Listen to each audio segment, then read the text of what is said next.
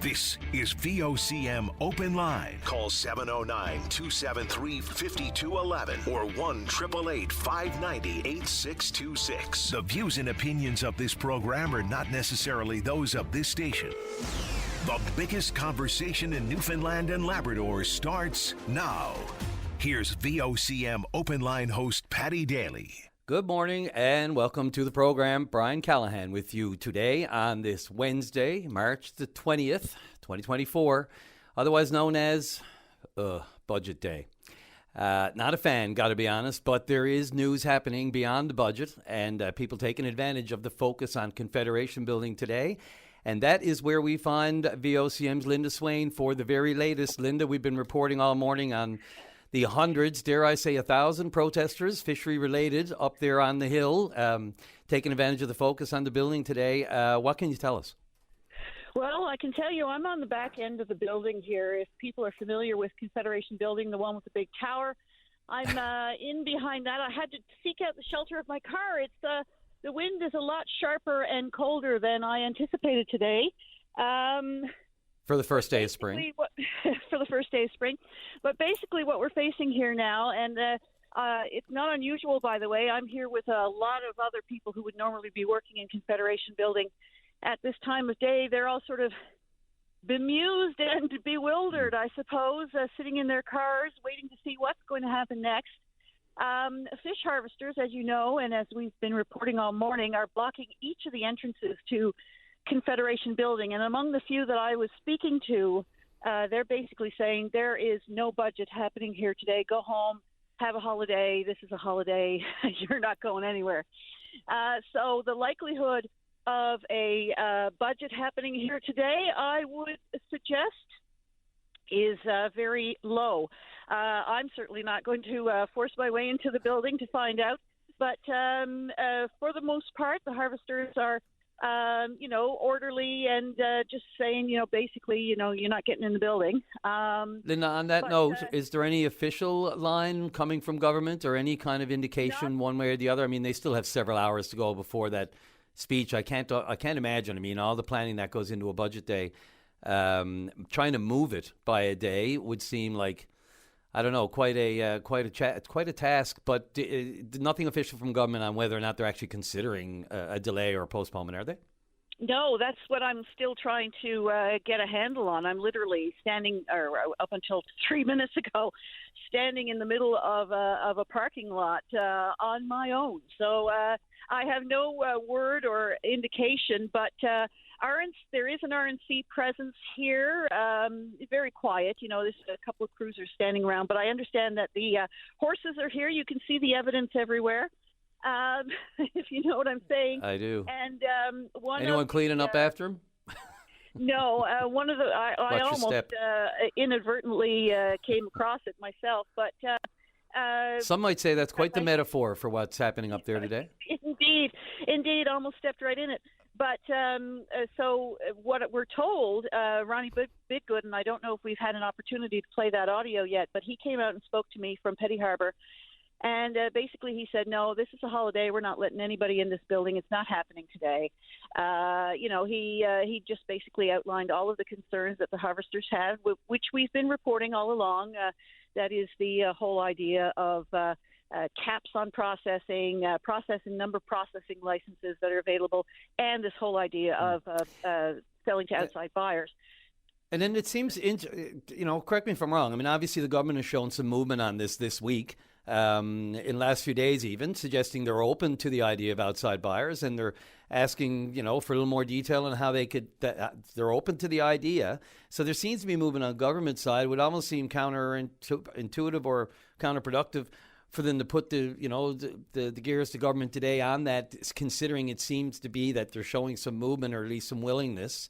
Is this just an extra ramp up, or, you know what I'm saying? It just seems like with a little bit of cooperation from government, it doesn't seem like the right time to be putting the screws even more to them. I put that question to Ronnie Biggood, and basically I said, look, they're saying they're open to this idea of, caps and processing licenses, contingent, of course, on the total allowable catch. He said that's nonsense. That's a stalling tactic. So they're not buying it. They're not very pleased. Like I said, I approached one group of fish harvesters outside one of the entrances, and they were more than happy to talk to me and smile for the camera, so to speak, and all of that sort of thing. I went to the entrance for West Block, and it was a little bit different kind of atmosphere there. A woman had tried to get in, and she was aggressively told to go on. You're not welcome here. It's not going to happen for you. So, and West Block, of course, being the newer building, just for people who aren't up there on a regular basis. And when I approached them and said, "Is there anything you want to say to VOCM?" they made some very clear comments that are not for broadcast. So, we're also hearing that there was a little bit of a dust-up when one of the Premier's staff tried to get into the building. VOCM's Richard Duggan passed that along to me. I don't know if he had an opportunity to say that on air, but one of the Premier's staff tried to get in, and there was they were aggressively turned away from the building, verbally, I should say, not physically. Yeah. I guess that's the question, to what point it will become anything more than verbal, because if, in order for budget day to go ahead, staff have to get in the building, and at some point, I guess, some movement's going to be required on either side, but no sign of that yet, and still no sign of whether or not there'll be anything officially out there. No, indeed. And to now, it's relatively convivial. They are making it clear, though, that they're here for the long run, and that, they're not letting anyone in this building. There's coffee. The FFAW is here, and they're providing coffee and refreshments. I was even offered some coffee and refreshments. Tell me you didn't accept it. By some people. And it may come in handy at some point. But for now, we're sort of in a holding pattern, waiting to see what will happen next, and waiting to hear if government is going to be making any movement. But right now, I can guarantee you there's no media going to be getting into this building. So in terms of budget coverage, I don't know how that's going to work. We will wait and see. Maybe the finance minister will do it from her living room. You never know. It could be a cozy fireside chat. Linda Swain up at Federation. Thanks very much, Linda. And as well, Richard Duggan, both on scene for us for VOCM News. And we'll be anchoring, assuming budget day and the budget speech goes ahead in the House of Assembly this afternoon. We'll be anchoring our coverage starting at 2 p.m. this afternoon, Linda and Richard on site. Assuming you can get in the building and assuming it goes ahead. I can't recall. A moving target right now by the looks of it. Yeah, and I certainly can't recall. I mean, you and I go back a few years in this business. I can't remember a budget day actually being postponed for any kind of protest. Not in my memory. But no, again, indeed. And I mean, the harvesters are a little bit emboldened now. Those are my terms, if you know what I'm saying, just from observation, because they successfully shut down a question period at one point last week, and they're also claiming victory in the closure, the abrupt closure of the spring sitting. So they're not. They're not happy, and they're letting everybody know. And for good reason. I mean, look, this wasn't just last fall. We all know what we came through at the end of the crab fishery last year, and all the urgency. Let's get this done. Let's get a formula. Let's get it set up before next year, before it's too late. And still nothing, and still not set up. And here we are now, pressure applying again at the 11th hour, if you will, before the fisheries ramp up again. It just, you can see why they are emboldened, as you say. But also some movement from government, but whether or not that's tangible and whether or not we would see anything in the short term, I guess that's the issue. Linda Swain, thanks very much. Go ahead. Well, on another point, to that point, Brian, sorry to interrupt, but, these are incredibly high stakes. These harvesters are not just fish harvesters, they're enterprise owners, they're business people, and their business model is based on decisions outside of their control. It's a very difficult situation to have yourself in, and to put all of those kinds of investments in your equipment, in your livelihood, in your crew, and only to find out that you are powerless in actually making any money or doing anything with, this incredible investment that you've made is very galling, very frustrating. And these harvesters have been raising these points for eons. Forever. And it seems like they never get anywhere with it. So they're serious, and they're letting government know. Yeah, and it's understandable that they do it today. Again, these issues, as you say, the lack of control has been brought to the fore. And you have to believe that as a government, they'd love nothing more than to find a solution, to be the government to actually solve any kind of crisis in the fishery, let alone the three prongs that we have with this one. They want more licenses distributed, capacity increased, and the outside buyers. It's the three prongs. And if somehow, you got to believe this, somehow government could find a way around that, that would endear them more so to the public than most governments in recent years who've really washed their hands of it, kicked it down the road, expect, the yearly protests back and forth and the fighting between the processors and and the FFAW. Just seems like a rite of passage, but something that it seems to be coming to a head this year, more so than others, although we all have short memories when it comes to that. Linda, by all means, call us again as soon as you have any update, especially if we'll keep the public posted, of course, if there's anything official on whether or not there's any interruption to Budget Day. Thanks very much. Absolutely. Linda Swain, right there on scene, should be there throughout the day with Richard Duggan, probably manning both entrances or back entrances of the East Block, at least, where the House of Assembly is located and the budget is scheduled to come down this afternoon. So, I don't know, first day of spring, which, of course, is supposed to signal optimism, renewal, positivity. Yeah, tell that to the hundreds, dare I say, 1,000 fisheries protesters at Confederation Building this morning, trying to put a damper on all the positive spin and rhetoric that's sure to come from the budget speech this afternoon. Where to go with that? We are by no means sitting pretty here financially, still in debt to the tune of $17 billion. So it's heady days, and the fishery is not something to be pushed to the side. It's still a massive issue in our economic indicators and financial. I mean, we know we still rely so much heavily on oil offshore revenues, but tell that to the fishers and the different ways they're trying to diversify the area and just stay afloat, literally and figuratively. Fonz, let's, without further ado, let's go right to Dave Callahan there on line 2. No problem at all. Dave, how are you today? I am absolutely ecstatic today. Well, that's more so. Wow. Okay. Well, that's quite the 180 from what the fisheries harvesters and those guys are doing and girls up on Federation Building this morning. What gives you such elation? The fact that it's finally here, that we're seeing first of all, kudos to the FFAW. First of all, Greg Priddy, Jason Spingle, all those that are involved today. Brilliant timing, the message being sent on Budget Day. I think the message being sent basically is that harvesters' budgets have been impacted for decades in this province and held back. And what they're doing today is, well, first of all, I would say keep it peaceful, guys and ladies and everybody else who's there. Make sure that things don't get out of hand, have a strong presence, and get your message across, because this is an industry that has been held by basically has been noosed for years.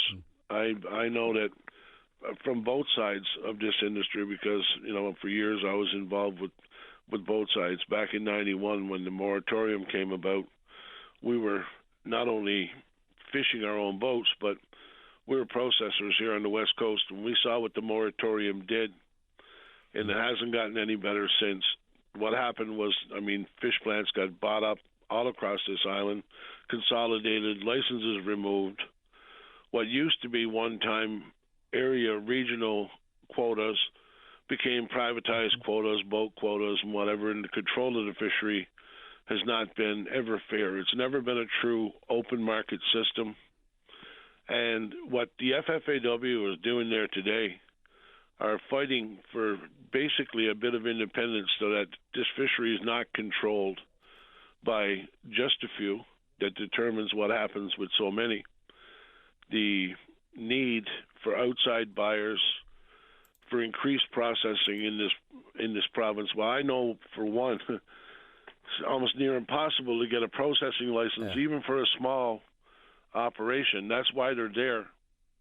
That's one of the reasons. So they do represent more than a lot of people thinking, oh, well, that's the greedy fisherman. No, it's not. Yeah, and Dave, I was just going to ask you, when you mentioned, you took the words right out of my mouth. I'm just curious what you make of the government's willingness, at least, is this posturing? But the whole issue of outside buyers, all of a sudden, sure, we'll entertain that. What do you make of the, I won't say a flip-flop, but I mean, if that was an option before, why not? And what do you make of their openness to it now? Well, I got to tell you, I think the reason that they're open to it now is they realize that most of these harvesters are now at a point where they're fed up. They've been held back and controlled by legislation and other means. I don't mind telling you it was more than other means. Fisheries have been shut down here. I mean, fishermen being told how much they can go catch, when they can go catch it. Who's actually controlling the quotas? Well, we know that. But at the same time, these harvesters are out there, and without them, fish plant workers, first of all, don't go to work either.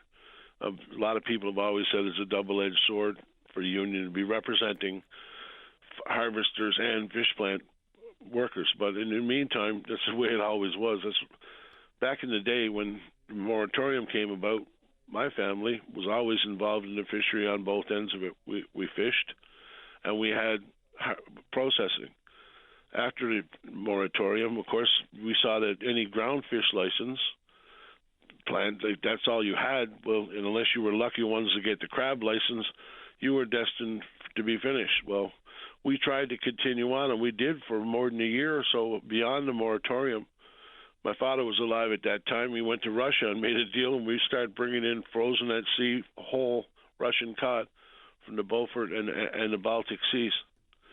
But it wasn't long before the federal government shut us down on that, and a lot of people will remember that day and what happened. It was basically not something I'd ever want to repeat. Yeah, but the trade-offs. Everybody today. The trade-offs over the years have been nothing short of scandalous. It has been. Right, you're so right. Dave Callahan, I'm just wondering, are you on the West Coast today, I assume? I am, but I'm headed for Ottawa. And if I wouldn't have been, I'd be right there at that Confederation building, and I would say to the people that are involved there, look, everybody, God love you for what you're doing. Keep it peaceful, but send a message that some of these, what they're doing today means a lot more money and a lot more opportunity stays home, stays in Newfoundland, and maybe, helps build the small communities where the fish plants used to be, where they were removed. And as far as I see the destruction of small town Newfoundland was when this started happening. It's time our government started listening to harvesters and realize they're not there today because they want to be. They're there today because they have to be. And we saw that last year with the crab closure, fishermen, the way that they were manipulated over the past few years on the price that came out, and the price versus what they got. Hats off to them, and great job today. Dave Callahan, thanks for the call. Safe travels to Ottawa, and keep us posted on your travails up there. I will do, and thank you very, very much. And to everybody, most importantly, stay strong, hold that line, but keep it peaceful and respectful as you can. Yeah. And for the record, no relation, Dave. Just in case to everybody, two Callahans. I have relation on the West Coast, but to my knowledge, we're not related. No, not as far as I know, Brian. I don't really know the Callahan side of my family a great lot, but there weren't many. I know that. Okay, we'll get together and I'll fill you in. Yeah, by all means. Take Dave, care. Thanks very much for the call. Thank you so much. Absolutely. Take care. Hold the line, guys. Dave Callahan there, and of course, one of the most important things that he just mentioned there was keep it civil. I don't think anything that goes off the rails accomplishes anything other than remembering that it went off the rails and forgetting all about the issues that were at hand. On that note, perfect segue. Let's go to Peter Leonard with the fish protesters right after the break. Brian Callahan here on Open Line. This is Open Line on the VOCM Big Land FM radio network. Welcome back to the program. Brian Callahan in today on this budget day. First day is spring and a bunch of other stuff going on. But first, before further ado, Peter Leonard is on line 3. Peter, how are you? Well, I'm fine. Bit of a sore throat there, Brian. You have to put up with me. Why would you have a sore throat now, Peter? Well, not from singing in the shower, let me tell you. If you were going to sing a song in the shower today, what would it be? I won't back down. You go. You had that ready, didn't you? Let's just let everybody know that wasn't the setup. Anyway, I'd just like to say, like, fish harvesters from 3PS, and I'm not on the hill this morning or anything like that, but I keep focused on the news and all that kind of stuff and what government came back with. And, it was a kick in the guts to fish harvesters. It almost, like, the way I read it, like, as if to say, like, go take a hike, by government, because one of the things that they said there was, as if they were looking for sale for fish harvesters outside the province. No fish harvester asked them to get them sale outside the province. What they wanted was the right to ship crab live outside the province. I'm sure some of those harvesters there on the hill, if they can get, like $2 or $3 billion boats, they can come up with a tractor trailer to ship their crab off the province. I know one organisation right now got sale for 10 million pounds of crab and we're not talking about Nova Scotia, like the guy was on CBC radio yesterday evening, got ties to Bruce Chapman. They're the big boys, they're the big processors, and they're the offshore fleet. Like they're all tied together. I never heard any harvester ask Nova Scotia to buy crab off. I think Nova Scotia will be bypassed and will go to a more central location. And I think the boys will do just fine. Everybody in Newfoundland and Labrador is not going to ship crab out of this island. We all know that. But for every pound that's shipped off, that's going to make it the better for the guy that's not shipping off. Like, he won't have to wait 2 weeks to get a trip to go out to sea. And what does it do for in August. And what does it do for the plant worker? Well, Lovelace said 6,500 plant workers in Newfoundland and Labrador. But Mr. Lovelace, now, let's face it. There is no 6,500 plant workers in Newfoundland and Labrador from Newfoundland and Labrador. And he wasn't elected to take care of the people from the Philippines and Mexico. So, yes, take care of the plant workers here in Newfoundland, but don't go throw in a number like 6,500.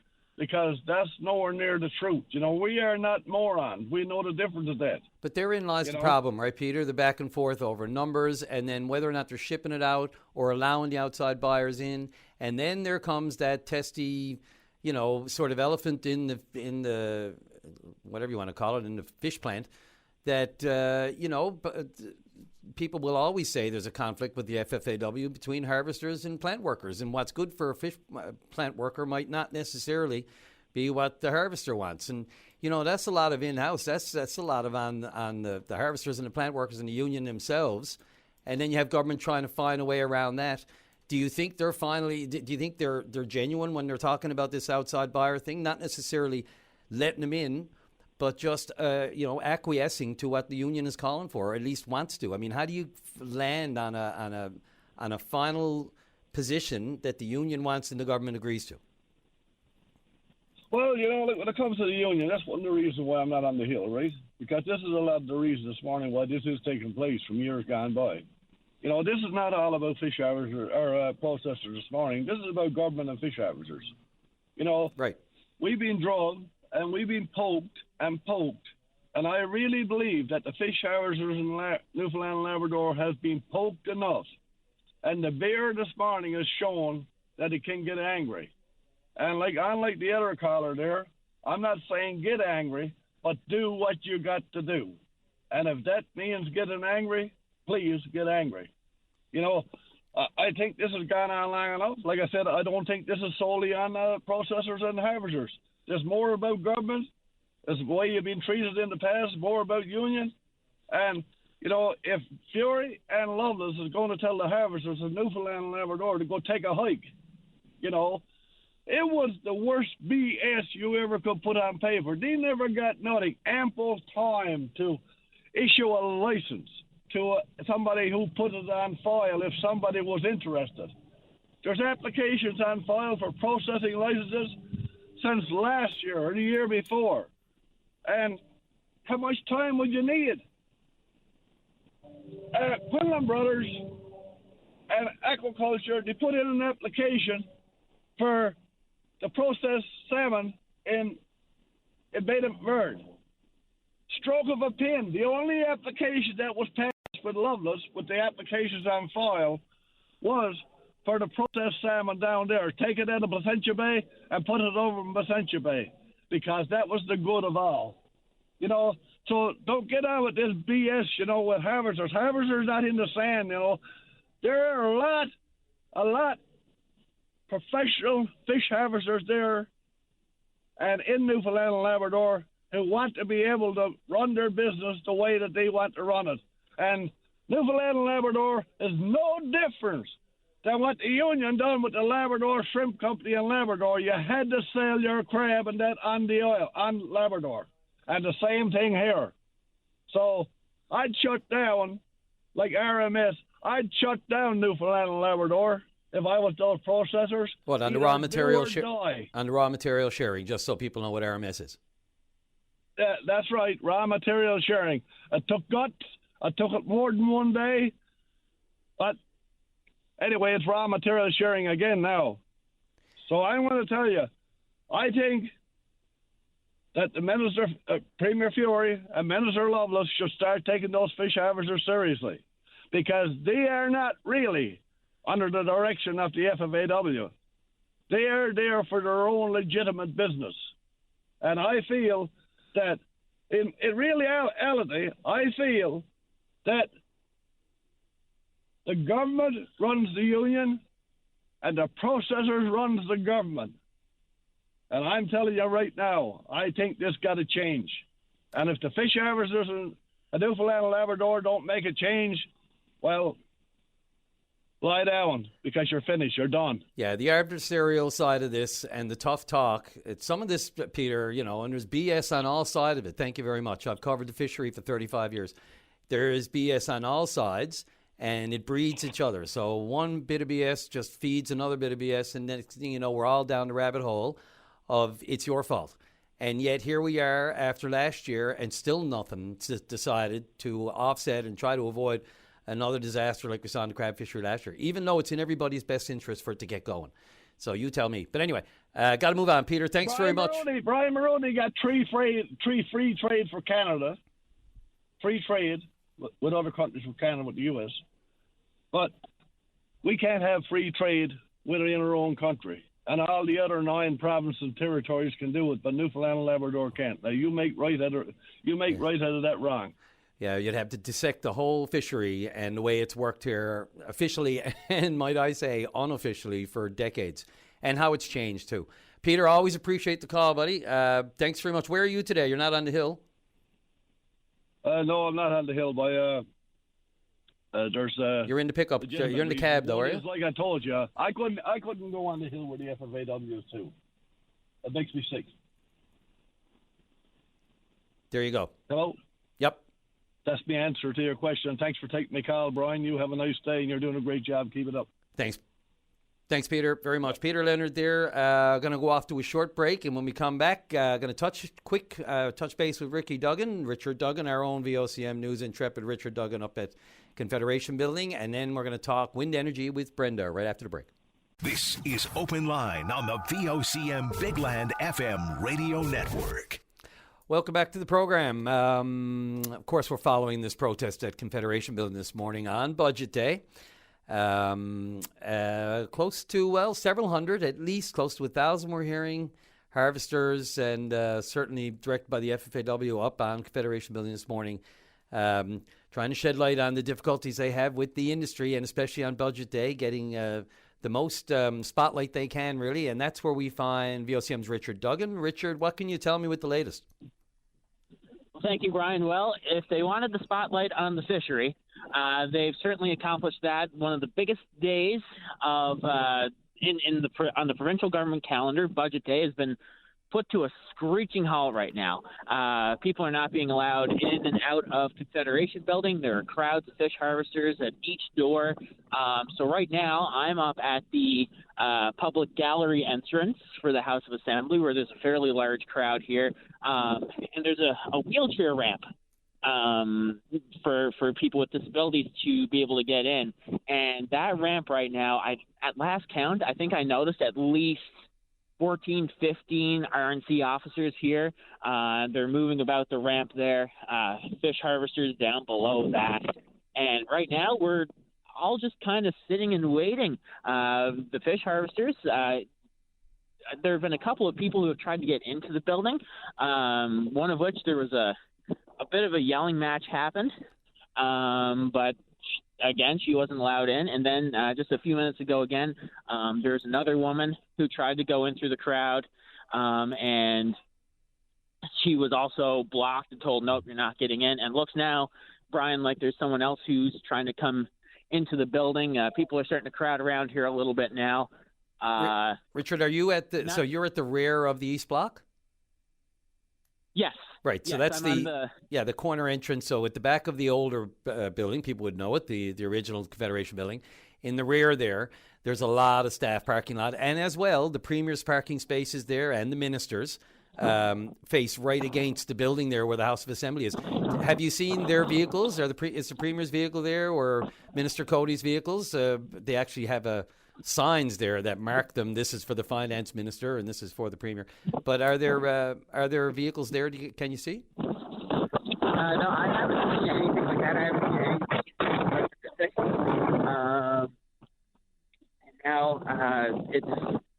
Sorry, Brian. There's something going on here. That's okay. Take your time. What do you see?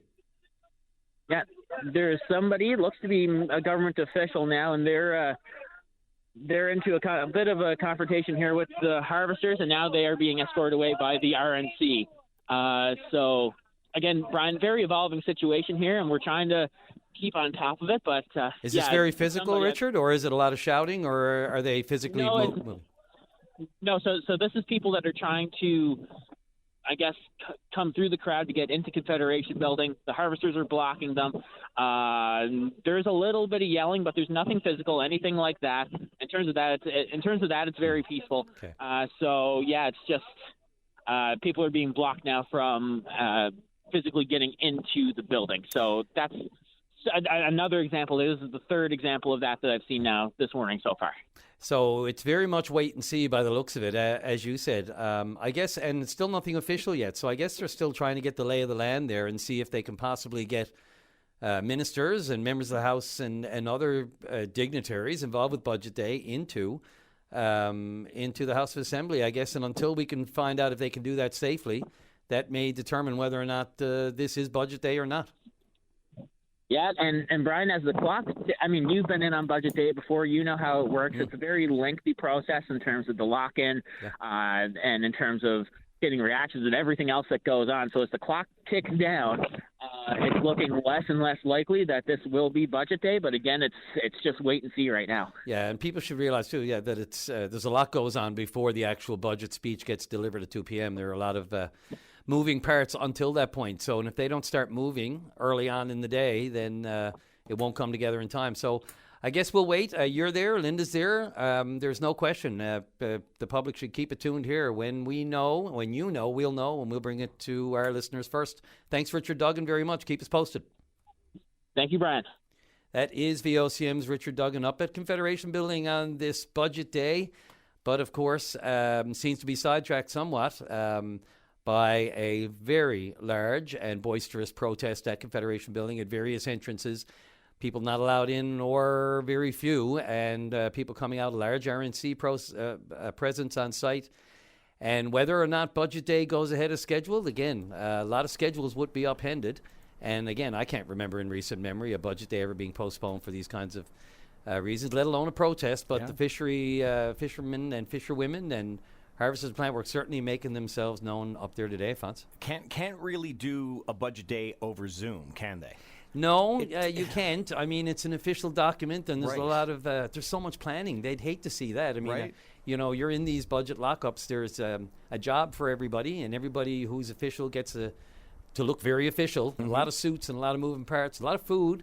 Right. Caterers involved. This is and a big deal. Not to get too flippant, but there is a lot of planning that goes into a day like this, and very much so. For it to be postponed or canceled creates more headaches than probably you and I are aware of. But in any event, the main point here, of course, is the protest that may or may not upend it, and the importance of the budget. The budget will still be there.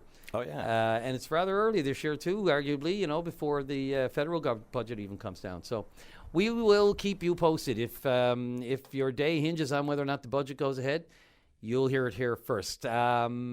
Switching gears completely. Well, not completely. I mean, when we're talking wind and government, there's a lot of metaphors to be. Different type of wind. A lot of different types of wind. Not so much hot air, cooler air up there today, so I hear. So Linda says. But with that said and that in mind, let's go to Brenda on line 1. Brenda, good morning. Hi, good morning. Thank you so much for having me. So I don't know if we've spoke before, Brian, but my name is Brenda Lee Kitchen, and I am the coordinator for Protect NL here on the West Coast. I live in Robinsons, and I'm calling in today. Actually, before I get started, I'll just say hats off to Peter Leonard for his call earlier. There is a big connection here between wind energy and what's happening with the fishers up at the Confederation building here this morning, and the common denominator is indeed our government. So we would suggest people listen to I Won't Back Down. We think that's a great song, but we would also push you to also listen to maybe We're Not Going to Take It, and maybe Raise a Little Hell by Trooper. Fonz, can you cue up those songs there when you get a chance? Yeah, well, that'll be the rest of the show, Brenda.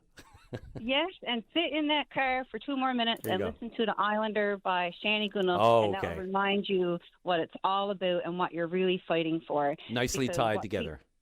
Yes, because what Peter's saying, that processors are running the government, well, I tell you what we're seeing here in the island when it comes to the wind energy deals, we think business, these big businesses, they're who is running the government. And we're very concerned because today is the last day for questions and comments on the World Energy GH2 EIS submission. And we're encouraging people from all across the province to write in. World Energy might just be here on the West Coast for now, but they're going to set a precedent for the other companies coming in. One of our biggest concerns is about, just something as simple as the company being the person or the organization stating what the setback distance is going to be of these turbines from homes being at 1 kilometer. So that's one very simple thing that we're challenging is, what gives the company the right to say that's what's safe for Newfoundlanders and Labradorians. We feel that the government should be the ones stating what we feel is safe, and it should be our government. We've elected them. We trust them to protect the people. So we're very concerned, and we'd like people to visit our website. We've got a brand new website, just protectnl.com. And on there, you're going to find frequently asked questions about these wind energy deals. We have a lot of research up there as well. And on the home page, you're going to see the information listed for every MHA in the House of Assembly. It's very easy to email, and every time you email, there's going to be a copy of that email sent to eaprojectcomments@gov.nl.ca. And what Peter is saying is right. There's something really wrong happening with the government. And these big businesses, they're dictating what's happening. And I can speak directly to what we're experiencing here on the West Coast. Brenda, I was just going to, if I could just really quickly, I mean, while you're at this, it would be remiss of me if I didn't mention, I mean, just this week, we talk about the last day for comments for for World GH2.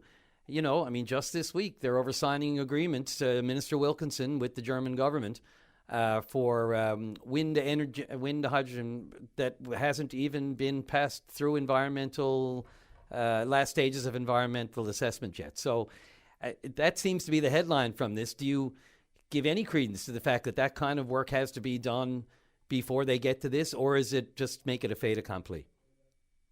Well, Ryan, here's what we're seeing happening.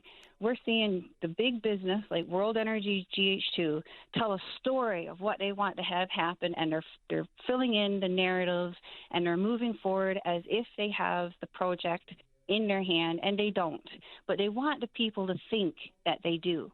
So they're signing their MOUs, and they're getting people on board. This is not a done deal. But if people think it's a done deal and there's nothing they can do about it, then they may become complacent and apathetic.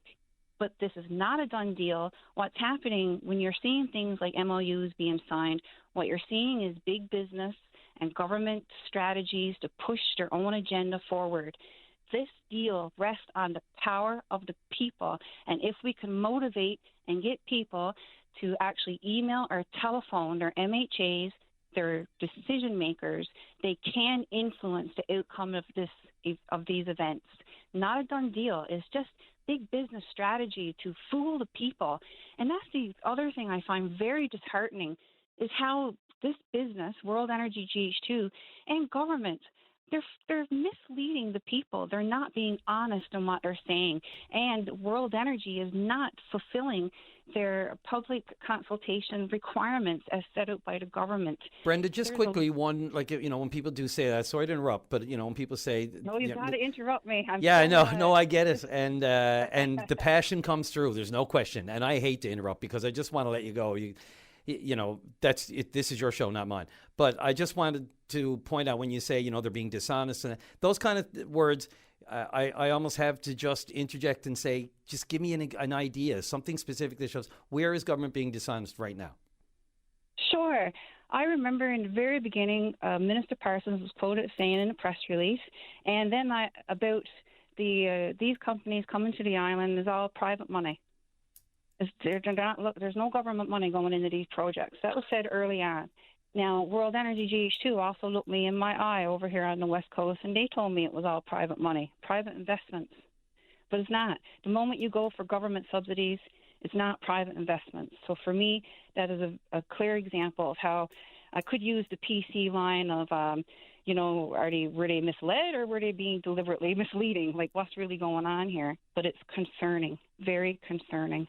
Another, and I'm filling in here on Open Line today, so I do these stories outside of Open Line, and, one that certainly struck me recently with regard to World GH, and not just to focus on World GH2, but what do you make of Chief Mizzle Joe joining the company as an advisor, as an expert?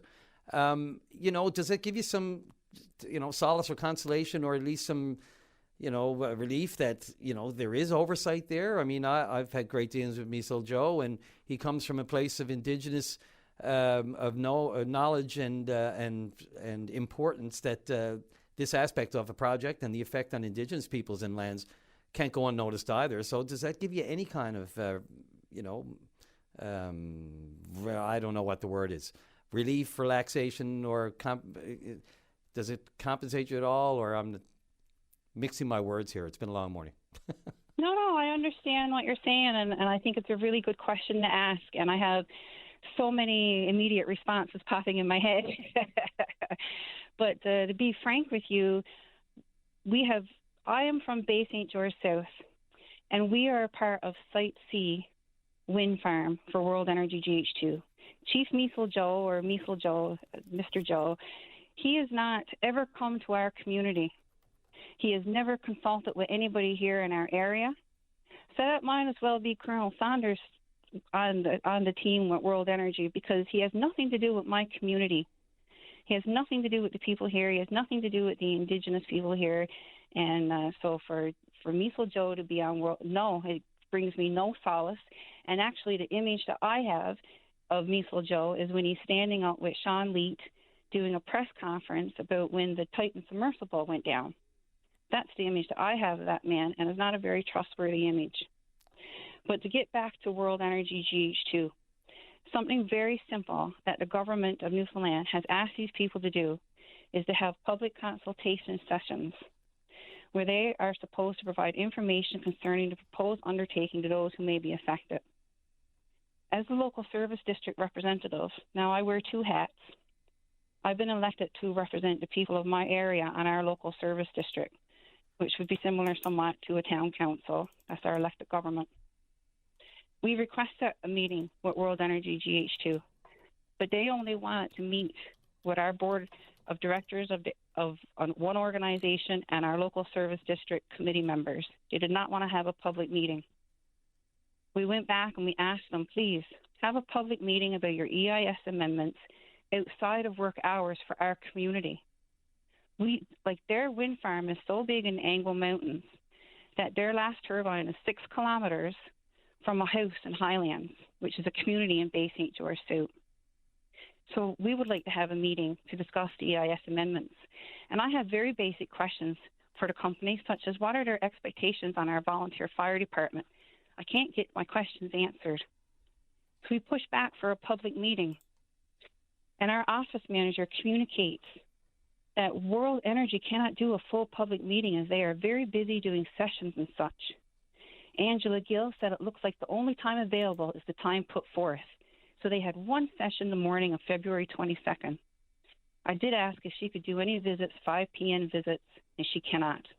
This was an email sent to the local service district on February 13th because we're trying to get public consultation before March 20th. So February 13th, they're fully booked. But yet World Energy GH2 went to Codroy Valley on March 12th from 6 to 8, which is a time slot in the evening. When we attempted to push the company, they immediately put a stop to it and said now they're only going to speak to the chair of our local service district. This is not how it's supposed to work. It's very concerning. And the other very concerning thing, which is, I'm going to link it right back to the government. And yes, Brian, you got to interrupt me, Brian. You got to do it if you want to. Mom and Dad told me to be polite, so I'll let you go. We got got another minute if you want to wrap it up. We got a couple of calls I want to try to squeeze in before the top of the hour.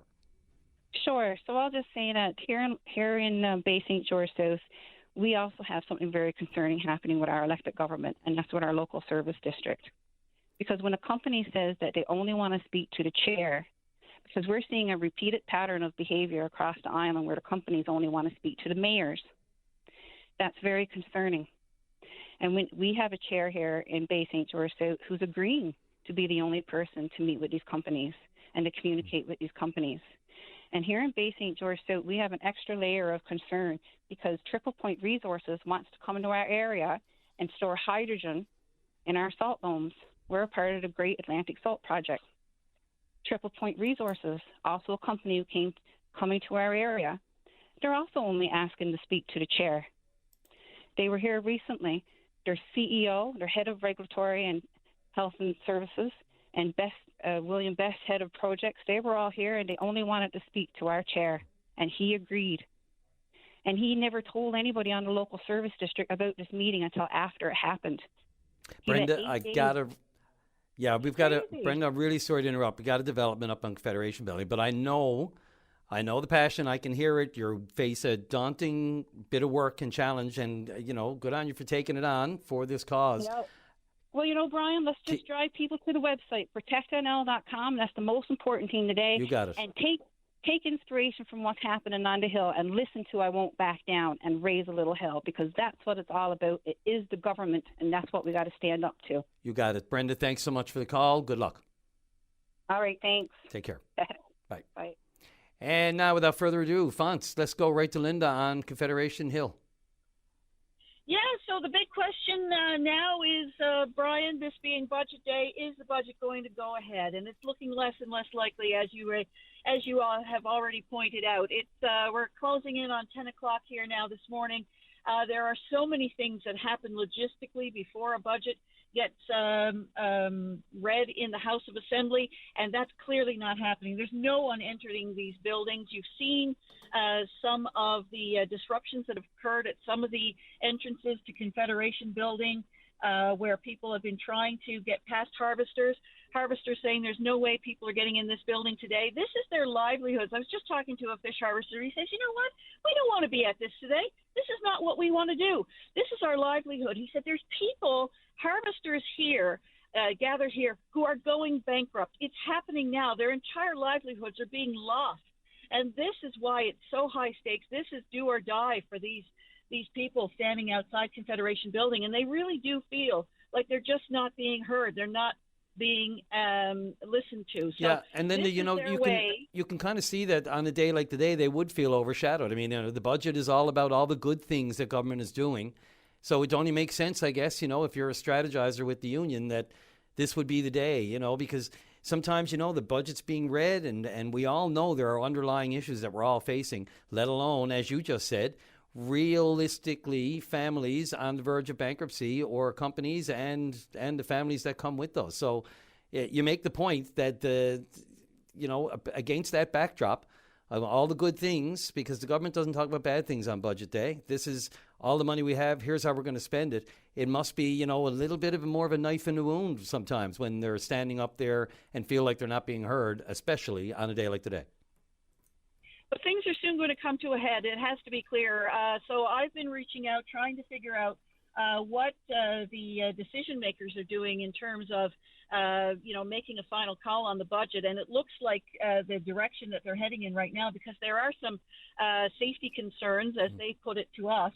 Are they looking at maybe a scaled-down version, maybe? They're in the process of trying to figure this out. Of course, the budget is not just a budget announcement. It's related to things that are happening federally and all of these kinds of things. As you know, and we've said this, there's so many moving parts here. So it's significant. And I can't remember, and you've just mentioned this as well, I can't remember a time when the budget has been delayed for these kinds of reasons. So no, and when we say that, extraordinary circumstance, if it is in fact postponed somehow today, we're keeping an eye on things. A final decision, I would imagine, is going to have to be made relatively soon. These harvesters are clearly not going anywhere. Things very calm, cool, and collected here on the back end of the building. I understand things have been a little bit more heated in the front of the building where Richard Duggan is right now. But as of right now, it appears as though, and this is my observation of things, I don't know if the budget will be able to go ahead as it usually is, with the reporters in the lobby of Confederation Building and the time that it would take to go through the budget document and all of that. They have to come up with a plan. I would imagine that's going to be very soon. Yeah, they haven't given a timeline, though. I mean, obviously they're putting their heads together to figure something out here. As you said, there's too many things going on that would, a postponement would really throw things up in the air, especially, as you said, there are other repercussions when you come out with your financial statements on a certain day. Things are planned around that. Other things are planned around that. And, you make the point, too, we talk about between yourself and I can't remember. The easiest way to find out if we're wrong about something like that is to say it. And I haven't heard anyone come back to me yet and say, yeah, they did this. There was a budget day was delayed like this several years ago, whatever. I can't remember, and to date and to this point, no one's challenged that. So this looks like a first. If it were to be postponed or delayed, seems more likely, or we just don't know, do we? Because it is kind of precedent setting. No, indeed. And if the demands of the harvesters are not met, well, what does it mean? Do we have a budget tomorrow and there's going to be another protest? Do we have a budget next week? There's going to be another protest? Because this doesn't go away today.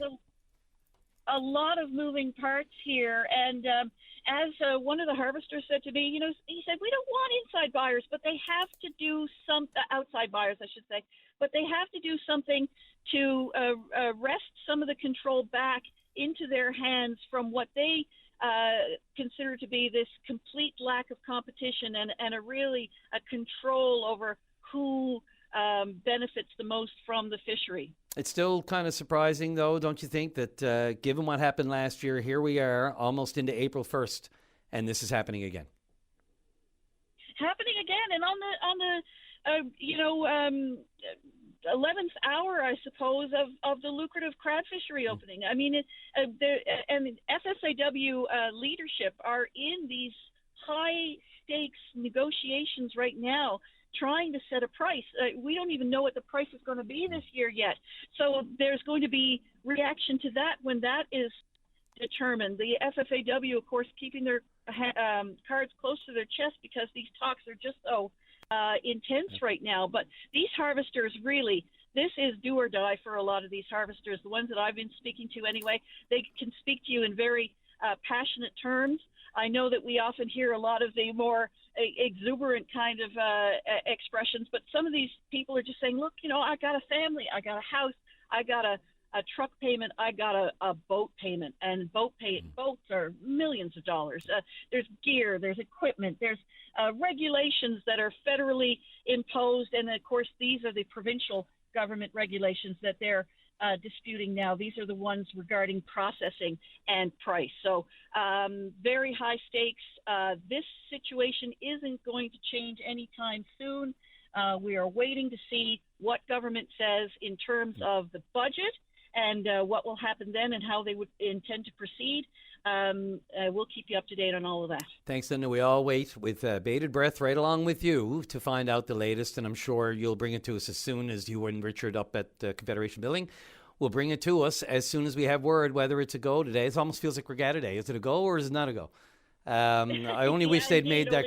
If only they'd made the call at 6 o'clock in the morning like they were supposed to. But well, and of course, these harvesters, as we know, have been here since the crack of dawn. So, yeah. And it is a Wednesday, so maybe analogies, let's just call it Regatta Day instead and try to feel the warmth coming off the lake. Well, as Only they wish. said to me, this is a holiday. Go home, enjoy your day. Yeah. Well, we shall see. Thanks, Linda. We'll touch base with you as soon as, right after, throughout the morning, and as soon as you have something to share. All right, thanks. Thanks. As Linda Swain up at Federation Building, along with Richard Duggan. We're off to the break and the news. We'll be right back. This is Open Line on the VOCM Big Land FM radio network. And welcome back to the program. And when you look at that, I'm over for the news. Geez, Fonts, these one-off Open Line fill-ins are getting the best of me. Let's go right off to Mr. Brian Medore and get the very latest from the newsroom. This is Open Line on the VOCM Big Land FM radio network. Welcome back to the program. Brian Callahan in for you on today's budget day, first day of spring. Quite the oxymoron there, if you ask me. Let's go right to Andy, who is at Confederation Building with Story of the Day up at the protest. Andy, go ahead. You're on the air. Yeah, okay. I have a few comments to make today. Fire away.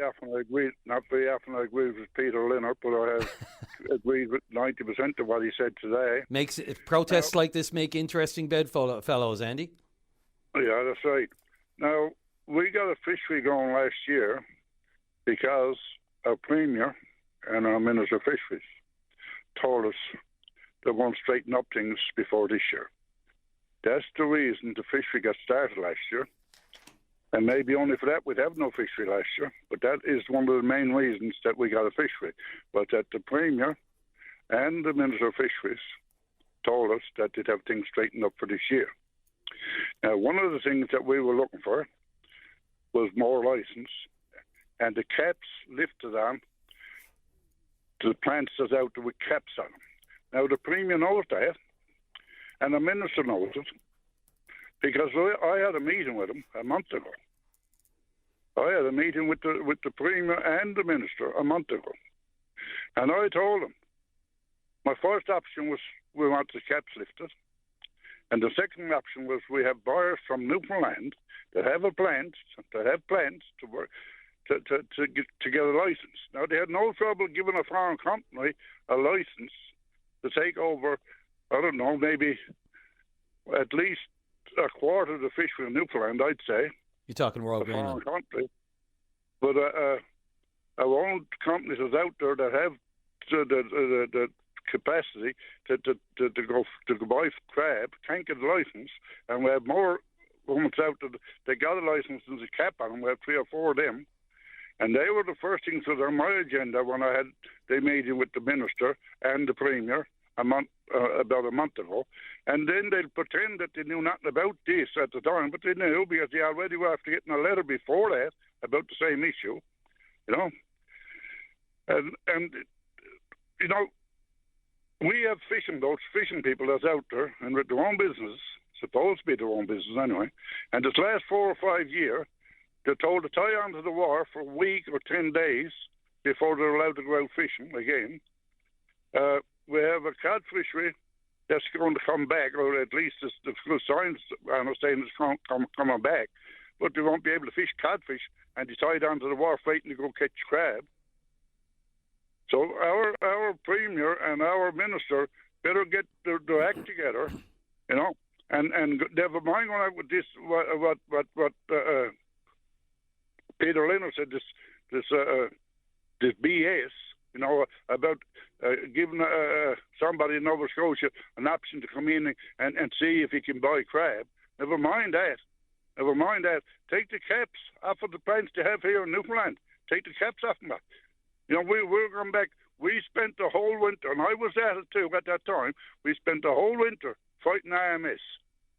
You know, and here we have a Liberal government in Newfoundland that brought it in underneath the table. That's what they done. They brought IMS underneath the table. We land crab last year and sell it to one buyer, and that buyer take it and give it to another buyer that only had £2 million of crab to catch. To go through his plants, he only had a license for 2 million or 2.5 million, whatever it was. But they could buy crab from us and give it to him. So what would you call that?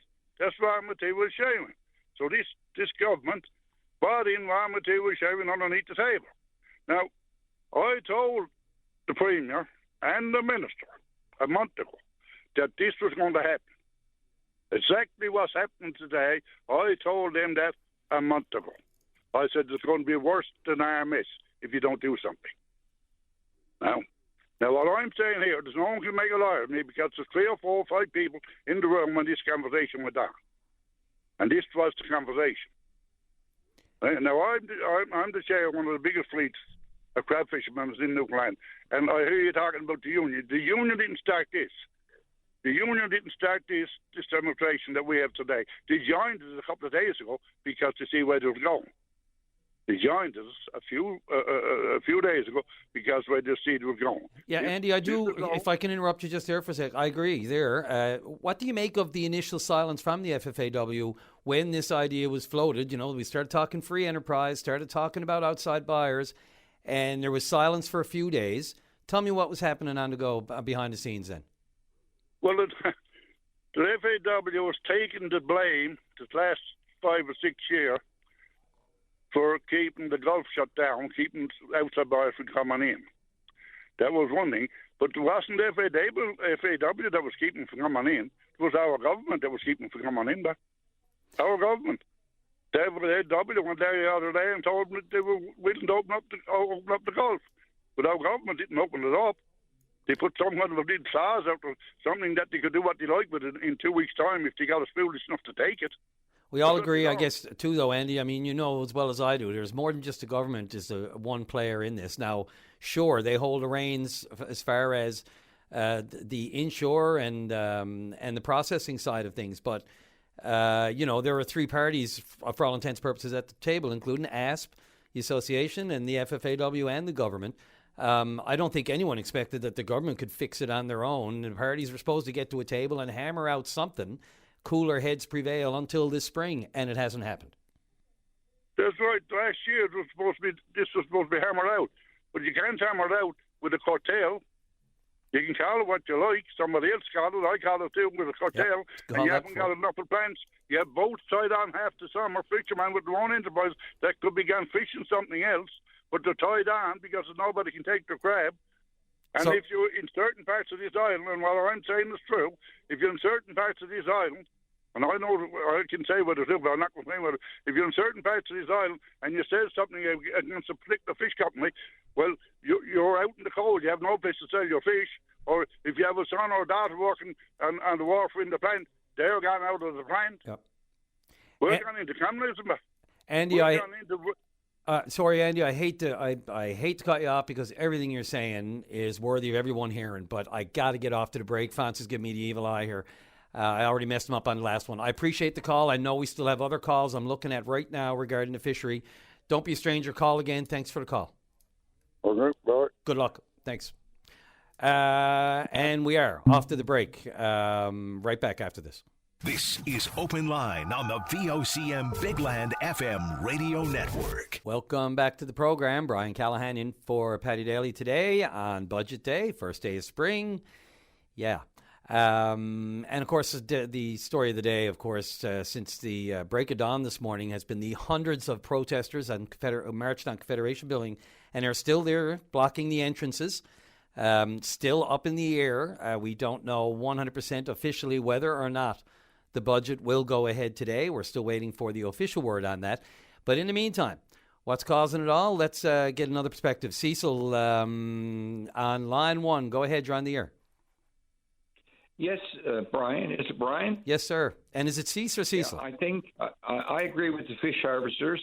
Their rights have been taken away from them, and it all goes back to the federal government, the Trudeau government, and NDP. With Trudeau, don't even have a majority, and the NDP, they're all together, and they're taking our rights away from us. Trudeau's pushing those turbines all over Newfoundland and signing memos. And he don't even have he doesn't have a majority government in Canada right now. So I think the Newfoundlanders should rise up against Trudeau and his government and the MPs and the NDP and get him out of office. Lot to unpack. I think it's ridiculous what's going on. Lot to unpack there, see. So, first of all, of course, we know that issues with the fishery predate many decades and eons before the current Trudeau government. And also, of course, the federal government isn't out signing or making their own wind to hydrogen projects. They are the overseers of it officially. And, that's any government could be taking that on these days. But I hear your point. You're willing to lay all this at the feet of the federal government. Oh, definitely. They got to be we got to get rid of them because they're causing an awful lot of trouble. We lost our redfish quota. They stole that from us, and the offshore, they're trying to control that. They got a Bill 49, I think it is now, which will take away all our rights from the Atlantic Accord, and something has to be done in Newfoundland. It's time for Newfoundlanders, all Newfoundland, to stand up against the federal government and the NDP because that's what keep them in power. So you're saying Mr. Poilievre is the alternative or just the default? Oh, definitely. He's the only way to go. Have you... we're taxed to death. We got another 23% tax going on April 1st, and the cost of living is going through the roof, and people can't afford to live. And that's what's causing all the trouble at the Confederation building today. Have you been out to any of Mr. Poilievre's gatherings in Central on the West Coast in the past week? No, not really. I mean St. John's. Okay. I was out to one here in St. John's. So is it him specifically and his policies that are interesting you and putting the back against... I mean, I haven't studied them all, but I mean, I'm sure he'll do a better job than Trudeau's doing because he's trying to control everything now and even tell us what kind of a car to drive in the next 10 years. I mean, it's ridiculous what's going on. Those are pretty large generalities. I mean, the Prime Minister isn't specifically coming out and telling you what kind of car to buy, but I see your point. I mean, look, the push to... It's got to be electric in the next 10, 12 years. Well, the push to green, of course, is the push to green. If you... Yeah, but that's all out of control, too. If you accept... Well, I mean, whether or not the cart is before the horse is the other question.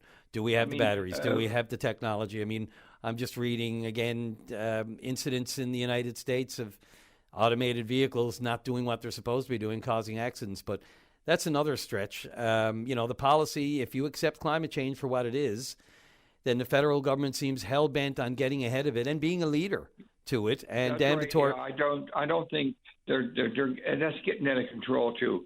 Climate change. They're spending billions and billions of dollars on that, and I don't think it's necessary. They're trying to shut down our oil industry here in Newfoundland. Well, it's a weaning off, right? It's a weaning off of oil and gas and onto more environmentally sustainable energy. And for years we've all wondered why we're not using the wind. Because God knows it can blow the head off you on a calm day. Well, it's destroying the environment, these turbines. People are getting sick and ruin our fishery, our trouting, our everything to do with the environment. Those turbines will affect it in a negative way. Because you're getting a lot of ammonia from that, too. I just, in my own mind's eye, when I saw the actual height and how much that one of these turbines even towers over a Confederation building, gives you pause for thought. It's one thing to picture it on the top of Confederation Hill. It's another thing to picture hundreds of them dotting the West Coast landscape. It's going to destroy, sorry to interrupt you, but it's going to destroy the environment. Berries and birds and animals and water rights and everything. Well, there are two sides to it. There are others that effect on our province. Of course, there are others that say if we don't go another route, the oil and gas exploration and carbon output that produces will equally destroy all that environment. No. I think Canada, unless we store it underground, 1% of the carbon that's exposed in the air, 1%, and Trudeau's trying to do for the whole world. Can't be done. Cease, you're not up on the hill today, are you? No, I'm not. I'm going up later on. Right. Well, we'll wait to see if there's actually a budget today. Thanks for the call. I doubt very much there'll be a budget today. Yeah, well, we're still waiting for official. We're hearing all kinds of things here, but of course, until it's official, it would certainly be unprecedented. That's right. Okay, see, thanks very much. I mean, the fishermen got their rights. Their rights have been taken away from them. They got their livelihood to look after. It's kind of hard to argue with that point when they talk about the limits that they have on what they can do as opposed to an everyday employee who goes to work and has the utensils and things that he needs. Let alone the window of weather, so that he doesn't risk life and limb. Cease, appreciate the call. Thanks. It's been a year working on it, and he still got nothing done. And it takes more than one, takes more than two, and apparently in this case, it takes at least three. Yeah. Well, let's hope they get it all straightened out. Thanks for the call. Okay, all the best, Brian. Thank you. Thanks, nice Steve. You too. Thanks very much. Off to a quick break, and then back with a good old friend of mine and sports fanatic as I am right after the break. This is Open Line on the VOCM Big Land FM radio network. Welcome back to the program. Brian Callahan in today for Paddy Daly on as we think Budget Day. That's still up in the air. That's all I can tell you. We don't have the official word yet, but it's scheduled to be Budget Day, still on schedule, but we're waiting for word and an update there. And as soon as we have it, we'll bring it to you. But in the meantime, off to my good friend John Brooks on line 2. John, how are you?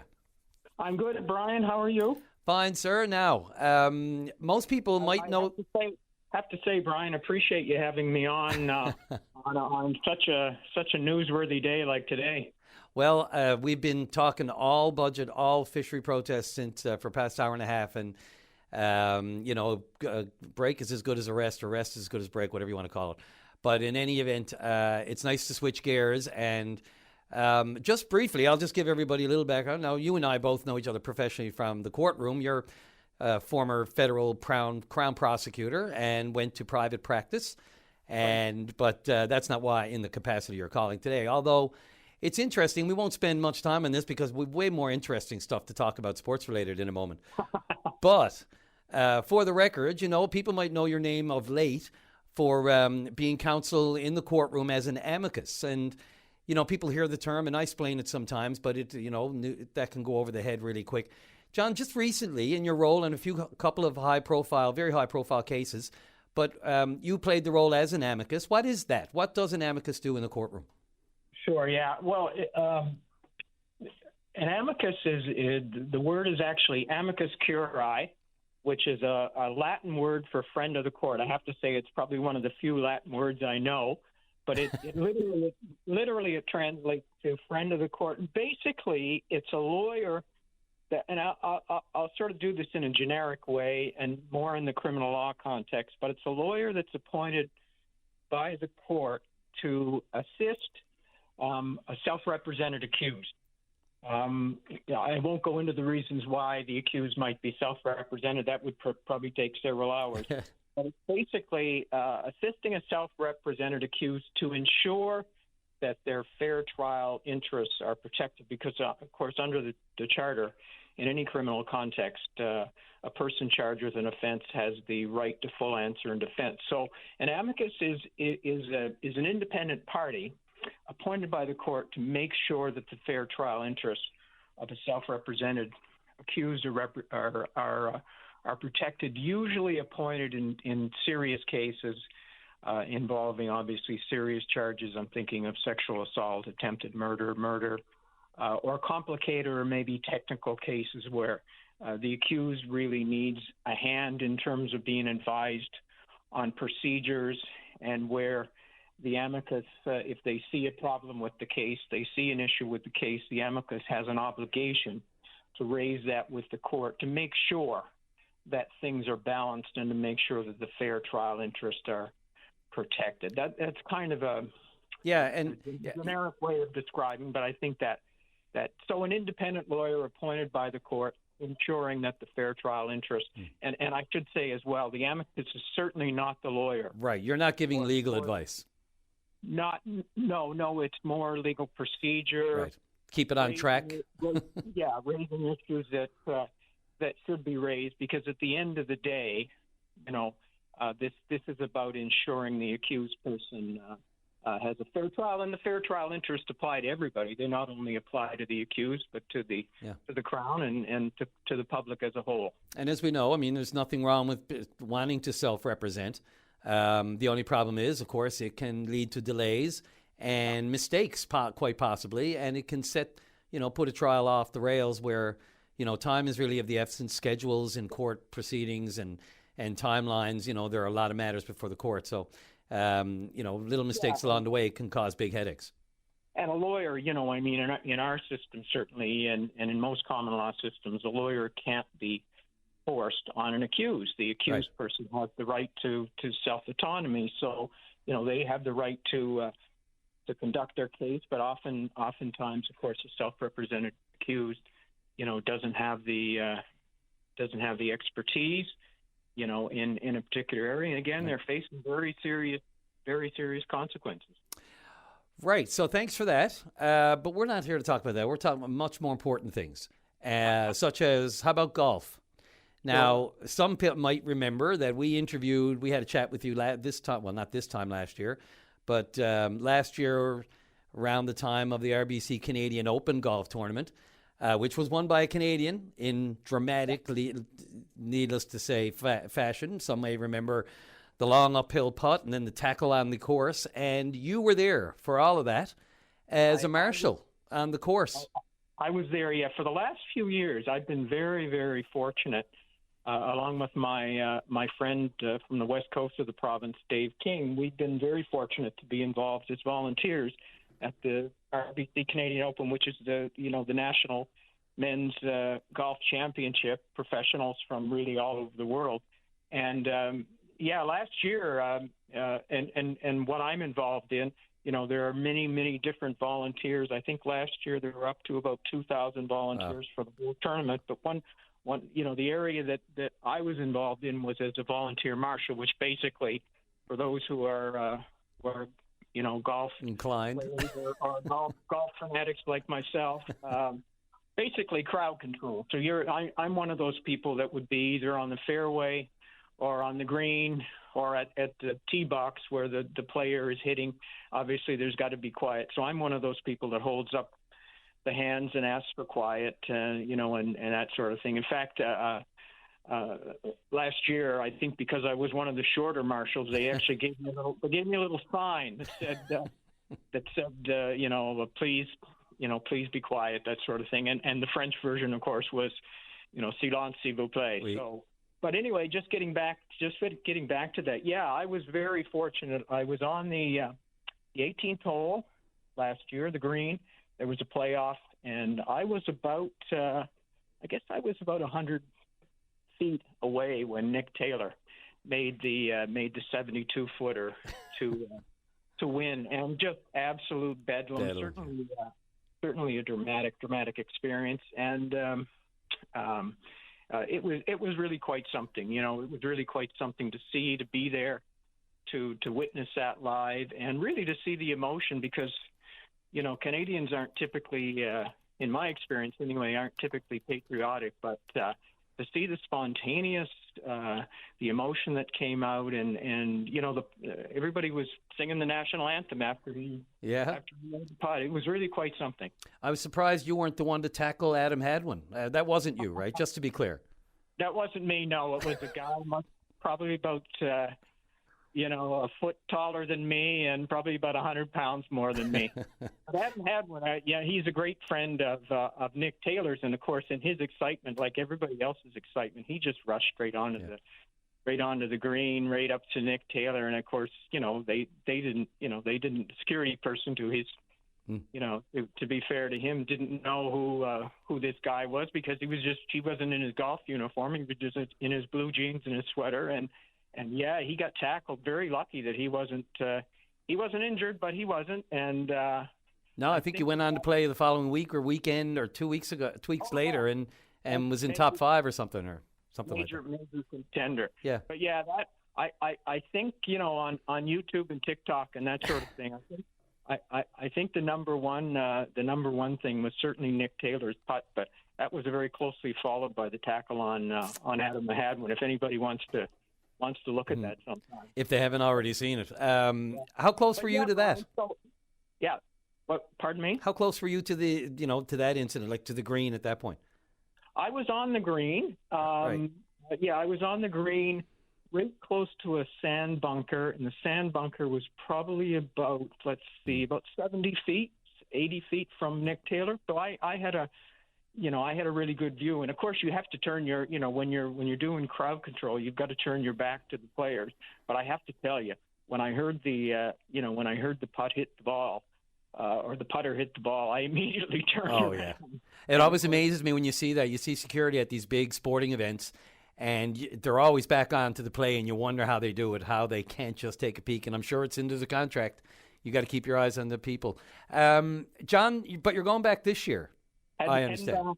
It's a little bit earlier this year. It's not in Toronto this year. It's in Hamilton, so they tend to rotate. Usually Toronto, sometimes Hamilton, sometimes out in British Columbia. I think Montreal in a couple of years as well. So yeah, heading back this year, latter part of May, early June, and really looking forward to it. And I might say they're still looking for volunteers. So if there's anybody out in the audience, sign me up. Who might be interested, go to the RBC website, www.rbccanadianopen.com, and you'll see a lot of information about not only the tournament, when you can get tickets, but also about volunteering. And it's certainly been a great experience for me. Yeah, shag that. I'm going to get you to put in a good word for me. Oh, okay. I mean, you must have connections. I'm curious. People are probably curious. How did you get that foot in the door? You can appreciate these kind of national events. They don't get off the ground without volunteers. So they put out a call on their website. Anybody who sort of has some golf experience, some golf knowledge, who might be interested in coming and volunteering for the week. So it was actually my good friend Dave King, the fellow I mentioned before from the West Coast, who actually gave me a call a few years ago. He was volunteering, and he asked me if I would be interested. And, of course, I jumped at the chance, went on the website. You have to make an application because there's got to be some knowledge of the game. You make an application, and then they assign you. You can indicate, your preference and that sort of thing, because the volunteers are not just the marshals, but people who can do the scoring, people who are at the practice range, people who are assisting the caddies, and the hospitality people, and helping with the concession stands too. So there's a heck of a lot of work. I can't imagine it's tough for them to get volunteers. Some events you might have some trouble, but I'm sure there's a lineup as long as, or a good queue that's already forming for that. And, John, by the way, with your, crowd control prowess, we could use you on Confederation Building today if you're, you're in New Brunswick, aren't you? I'm in New Brunswick, yeah. Because you could hold up your hands, and ask for silence, s'il vous plaît, and I'm sure, no problem. I think I'll take a pass, Brian. Okay, well, okay. Don't say we didn't offer. And, John, just before I let you go, you wear another hat with a certain softball league in this in the city, and it's a great league that does a lot of great community work. This is a shameless plug, whatever you want to call it. I'm a former member, had to take a break for a couple of years, hoping to get back this year. Tell us a little bit about the Masters Softball League and where it is this year. Sure, yeah. I'm on the executive this year, the St. John's Masters Softball Association, and it's a slow pitch league for men 40 plus. Although I have to say our average age is probably, Brian, I would say about 55 to 60. But it's a great league. We run 8 teams, 16 players each, so 128, I believe, if my math is right. And we run from we start after May 24th weekend. We go right up to mid-September for our closing league championship tournament. We have a tournament in the middle of the summer called the Heart and Stroke, and great community event. It's a great community event, yeah. So we do some outreach as well, and we're quite proud of that. The Heart and Stroke is obviously one great charity that we do contributions to, and the last few years, some of the teams in the league have been fundraising with regard to prostate cancer Newfoundland. So that's again a tremendous organization as well. So great league. I would encourage any men that are over 50 that would love a game of ball. And I have to say, Brian, as you know, you were a former member, and I've been leaning on you actually to be to continue to be to come back to the league. But it's any people who want a good game of ball, I think, who still are competitive but without the edge. But it's about good ball. It's about fair play. It's about sportsmanship. And I have to say, I played in the league. I played in the league for about 12 or 13, 14 years. Certainly, one of the best experiences I've ever had. And I'm doing a bit of coaching now and on the executive, but it's just a tremendous experience. So if there's anybody, any men out there who are interested, we're always looking for new members. I'm going to give the website, Brian, for those that might be interested. It's www.stjohnsmasters.ca. We have registration. It'll be sometime in April for people to play, but that'll come up on the website probably in the next few weeks. And if anybody's interested in playing, it's 2 times a week. But if anybody's either interested in playing or sparring, it's a great league, and I would highly recommend it to any men out there who are still looking for a game of ball and still somewhat competitive without the edge. And well located on a great field, great setting at behind Elizabeth Towers, former Elizabeth Towers there at the Bill Rowell Field. And it should be mentioned too, John, that people are wondering, okay, well, I don't really know anyone directly. That would be it takes all walks of life. That's one of the things I loved about the league. You could be playing on a team with a cabinet minister and your buddy who's been with the post office for 30 years, or, someone you don't even know from some other walk of life. It doesn't differentiate from all walks of life. That's the beauty of that league. We've had people in the media like yourself. In fact, one of the awards is named for John Furlong, who was, a prominent person with the CBC.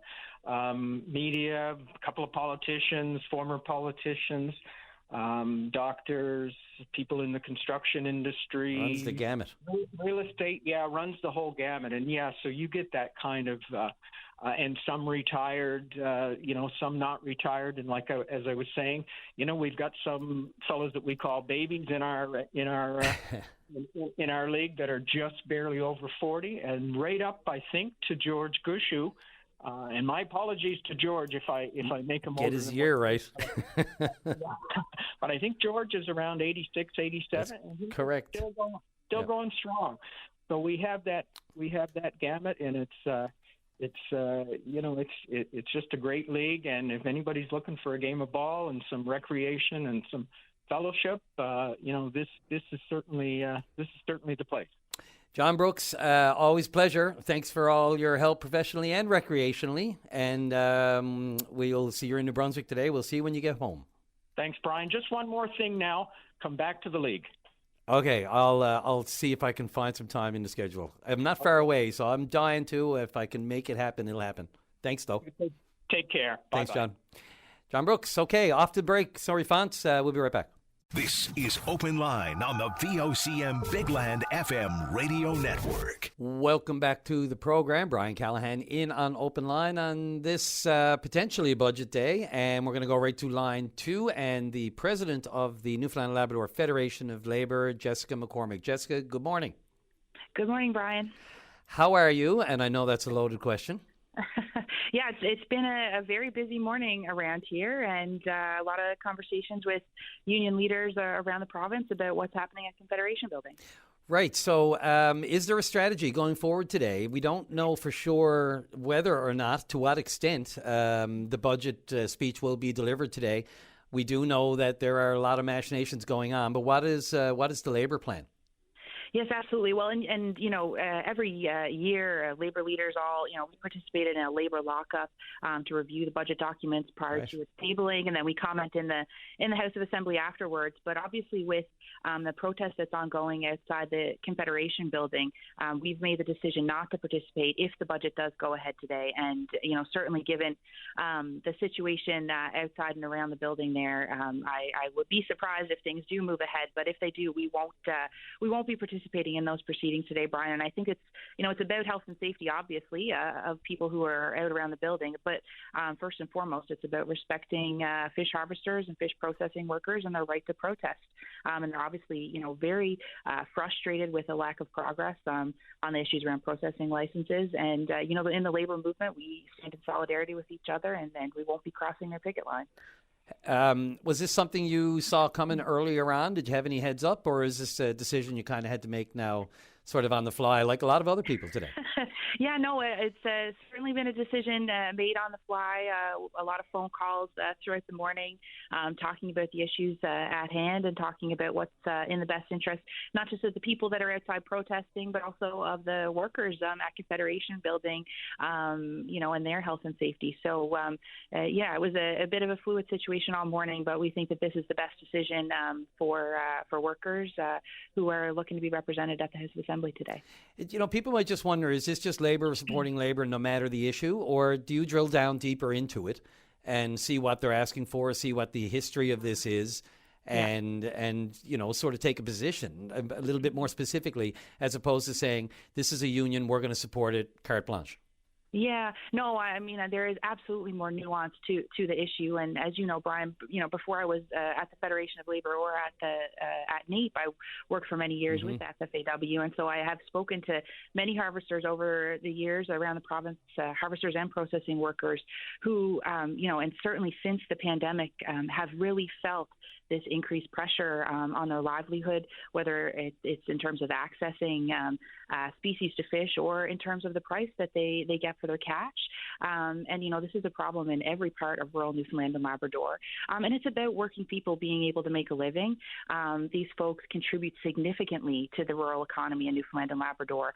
And I think people kind of underestimate the amount that they're doing to keep rural communities going and thriving. So there's a lot more nuance to what's happening. It's not just labor supporting labor in a protest. It's about, what our economy has looked like, how diversified we really want to be. And if we do want to have a diversified economy, and I think we do, then that means supporting the fishery and supporting the enterprise owners, the crew, and the fish processing workers who keep that industry running. It's not, running based on, the corporations that own those fish processing licenses. It runs based on the labor of those fisheries workers. And so, of course, we support that. And I think, it's a long overdue discussion about how processing licenses are distributed around the province and who benefits.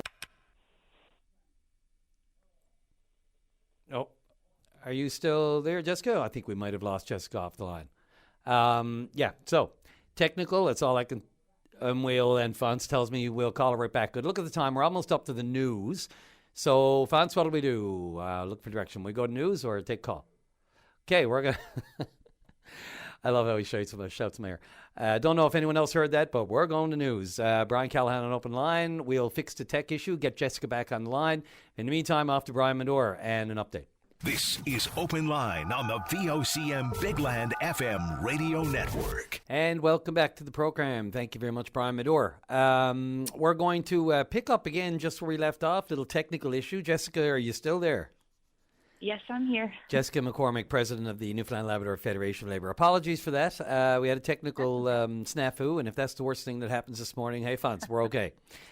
But I did want to just conclude, as always, you hate to just leave it interrupted like that. Yeah. Look, we always see it. We see anyone needs a protest, you converge on Confederation building. Is this still the dark ages of that sort of thing? Do we get anywhere with these protests on Confederation building? Do you think you get the government's ear? Is it just necessary for the visual, for the optics of it? Or, why is it still necessary? Yeah, well, and I mean, I think you can see from the expressions from the people that are protesting outside Confederation Building that they're pushed to a breaking point, and it is incumbent on the government to take steps to address the issues that they're facing. And I think when you look at what the intention is behind any picket line, it's to try to impact the operations of in many cases an employer who hasn't brought a fair deal to the bargaining table, and in this case, it is having an impact on the proceedings in government. And so I think that it is effective in placing that kind of pressure on government to take the steps that harvesters are looking for them to take. Now, I don't know, the updates throughout the morning in terms of what government has said to those fish harvesters and what progress is being made, but they're certainly having an effect. I can't remember, when a budget has been delayed because of a demonstration of this nature. And I will tell you, Brian, that I did just receive word from the Department of Finance that at least from our perspective, our budget lockup has been delayed until further notice. We've been hearing the same, yeah. That's not surprising. Yeah. So, I mean, and certainly any worker wants to try to, impact the operations, whether it's government or an employer, to have their voice heard. And I don't think that that's going to change anytime soon. It's one of the most effective means that we have as working people to get our message out there. Yep, disruptions disrupt the norm. I guess, too, we had a couple of callers earlier, and they're really laying this at the feet of the provincial government.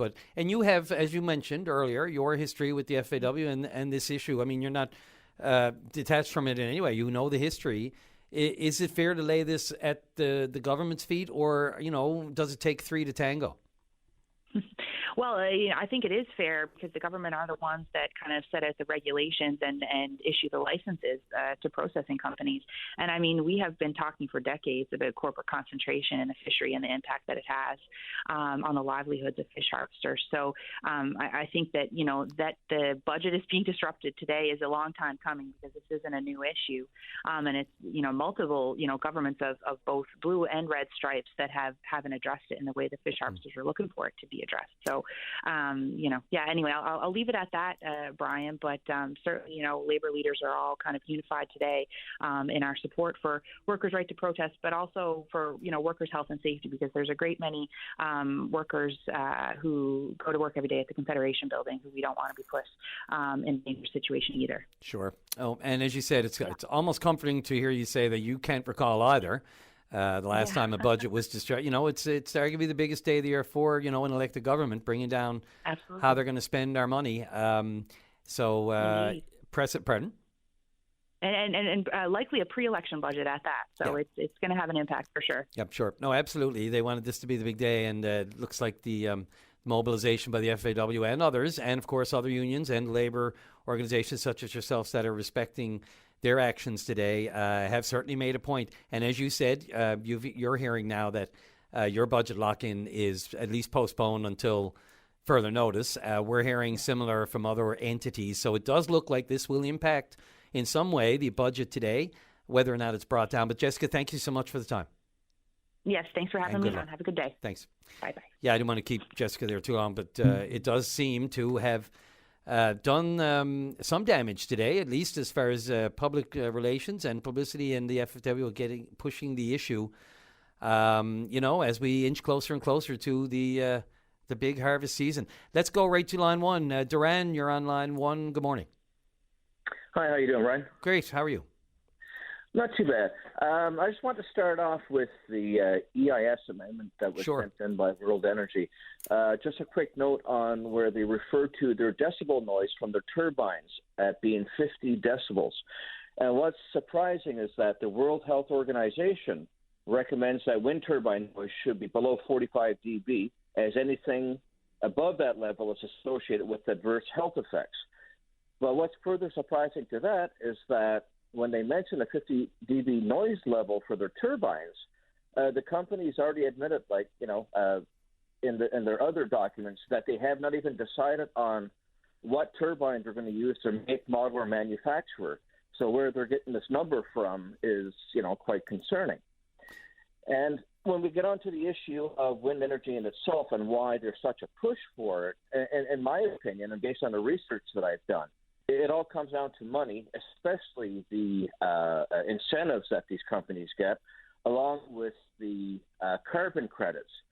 Like, for example, there's a study that was done by the Dina Institute out in 2019 that found that a 150 megawatt wind turbine farm would receive about 17.5 million per year for the power it generates, because according to the Renewable Energy Program, companies like this are guaranteed a minimum price for their electricity. Right.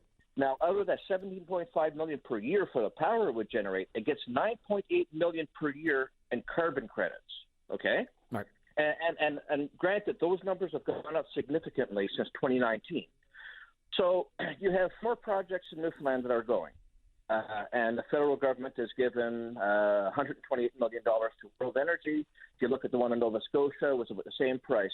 And so if that's the standard they're setting, well, then they're obviously going to have to fork out money for the other projects. Otherwise, there will be, cries of foul from, the other companies. And so you're going to be looking at initial investment from the government to encourage investors to invest in all these projects. So there's 5 separate projects. And so the government would be dishing out upwards of $650 million just to get people interested in these projects. Now, if you look at the previous numbers I mentioned, a 150 megawatt wind farm, World Energy, they're looking at a 1,000 megawatt wind farm, which is 6.6667 times larger than the 150 megawatt wind farm.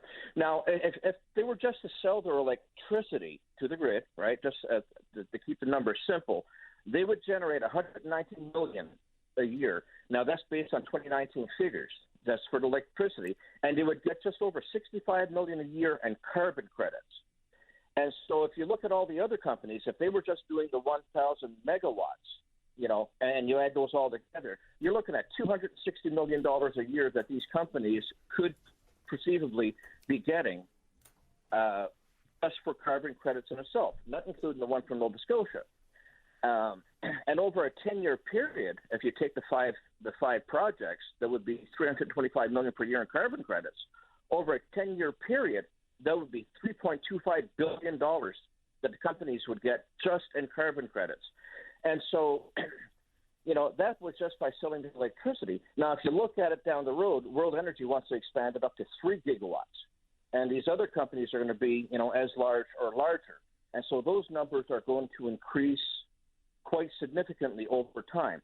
So, and when you look at it also with the grants and subsidies that these companies get to start off, like for World Energy, if theirs is determined to be totally green, they can get up to 40% of their costs back initially for starting this project.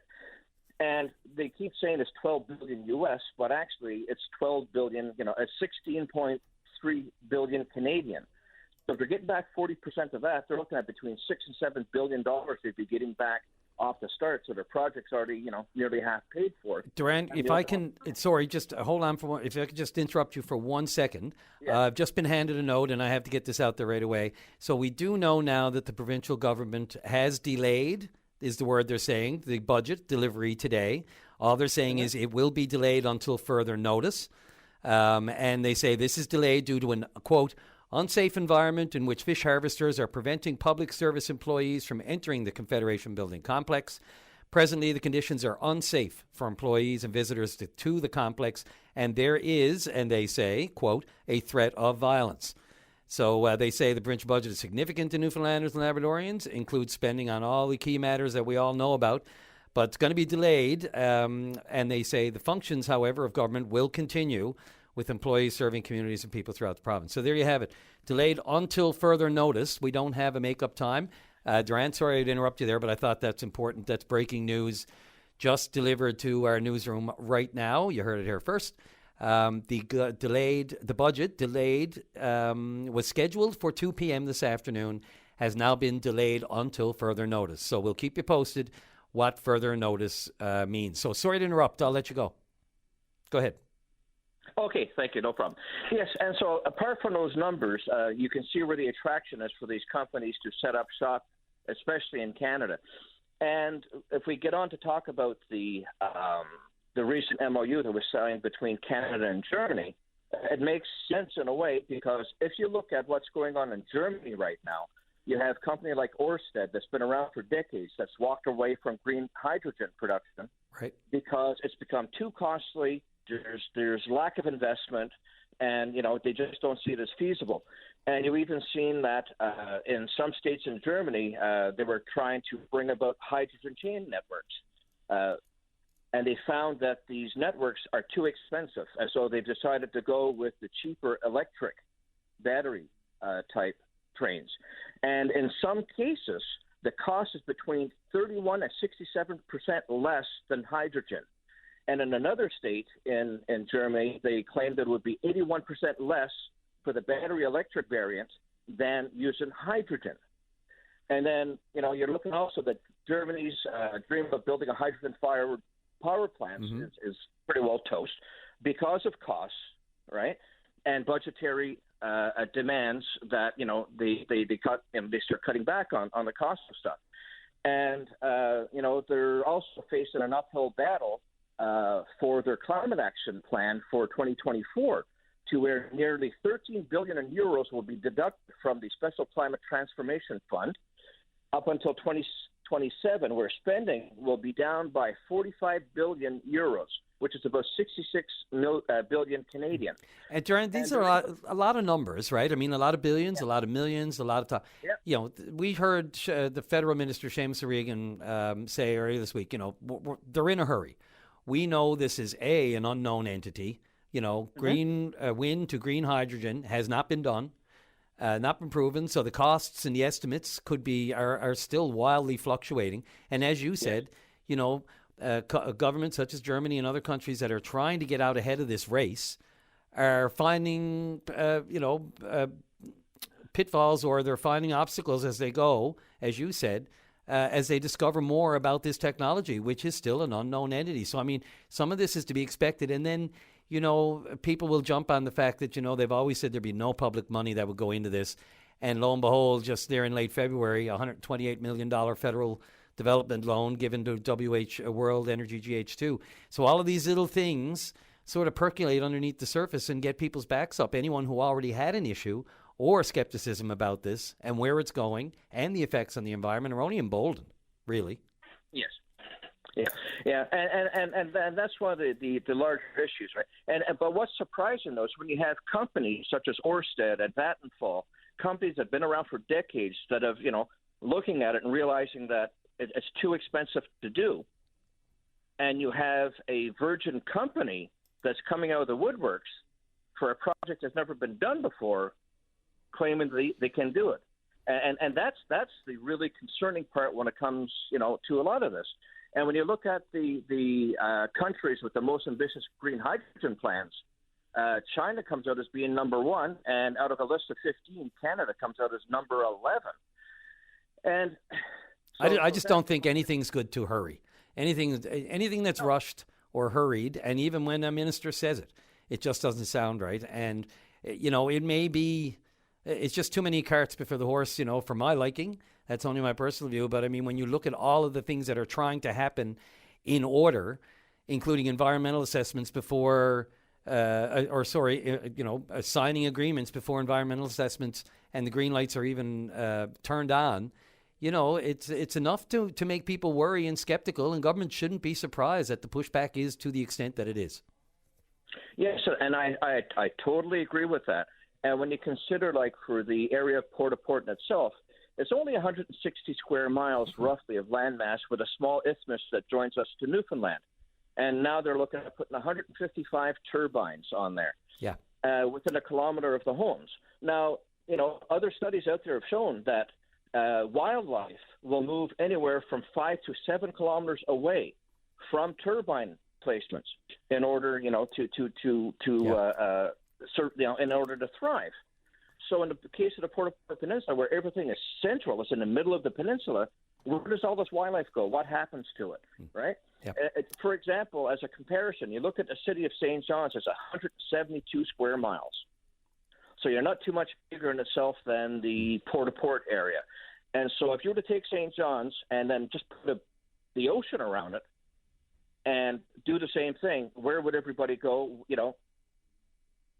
to get away from the impact that these machines would have, right? Yeah, the topography, of course, in different places of the province makes it a different entity, but I get you. Duran, I'm really sorry. I'm up against the clock. I really appreciate your call.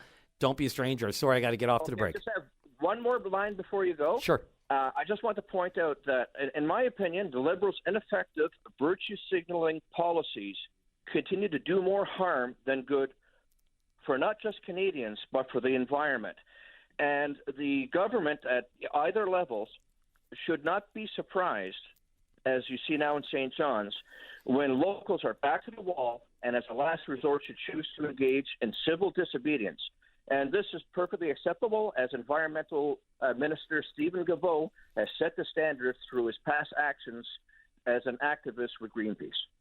That's all I have to say. No, I appreciate it. I'm not sure we are at the point of civil disobedience yet at Confederation Hill, but certainly letting their feelings be known. Duran, thanks very much again for your call. Have a good day. Thank you. You too.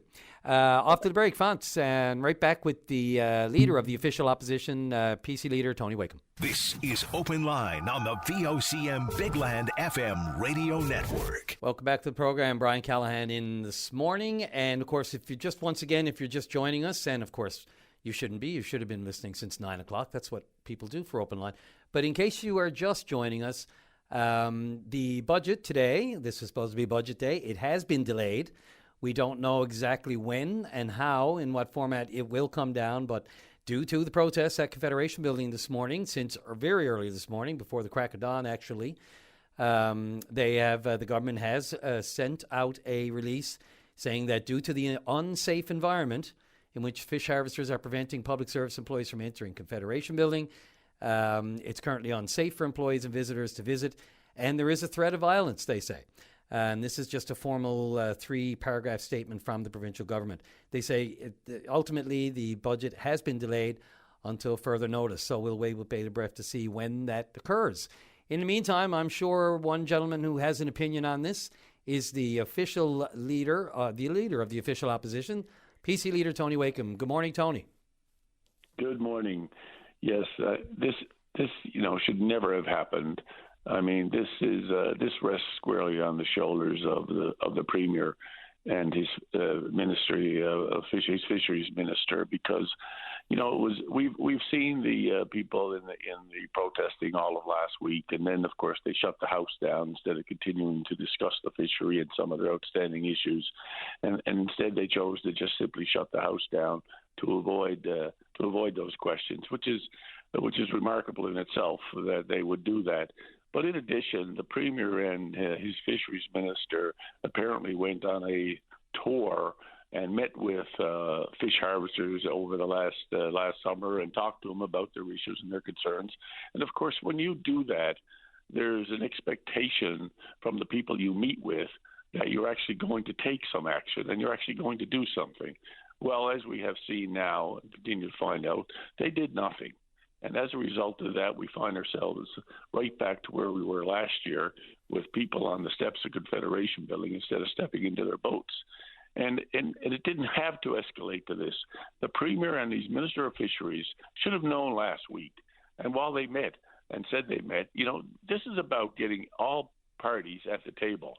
This is about the Premier taking the leadership role and saying to the harvesters and saying to the processors and saying, we need to be at the table together, because this needs to be resolved once and for all, because last year we were told it was going to be done, and it hasn't been done.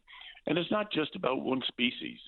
It's about everything that can be fished in our oceans when people have licenses for all kinds of species, whether that be lobster, whether that be herring, whether that be capelin. And part of the challenge is, how do we maximize out the benefit of all of those species in our fishing industry?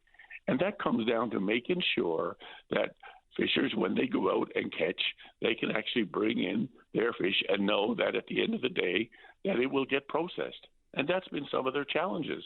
I mean, I've heard stories of fishers, harvesters who were told not to go fishing for 30 days because the plant capacity wasn't there, and they had to wait.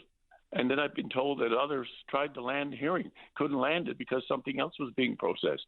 I mean, we know there are seasonal aspects to this fishery, including the crab, And that runs until a certain point when it becomes soft shell and is no longer marketable. So what we need to be doing is maximizing the opportunities for our plant workers to work, maximizing the amount of the quota that we can catch, and doing it in a way that's fair and reasonable for all, including the harvesters, including the processors, and more importantly, including the plant workers. Tony, I think most people would agree that, if we're talking about one species, and especially what we went through with crab last year, that the last 6-7 months would have been at least some kind of sufficient time to get an idea whether or not we were making any progress for this season.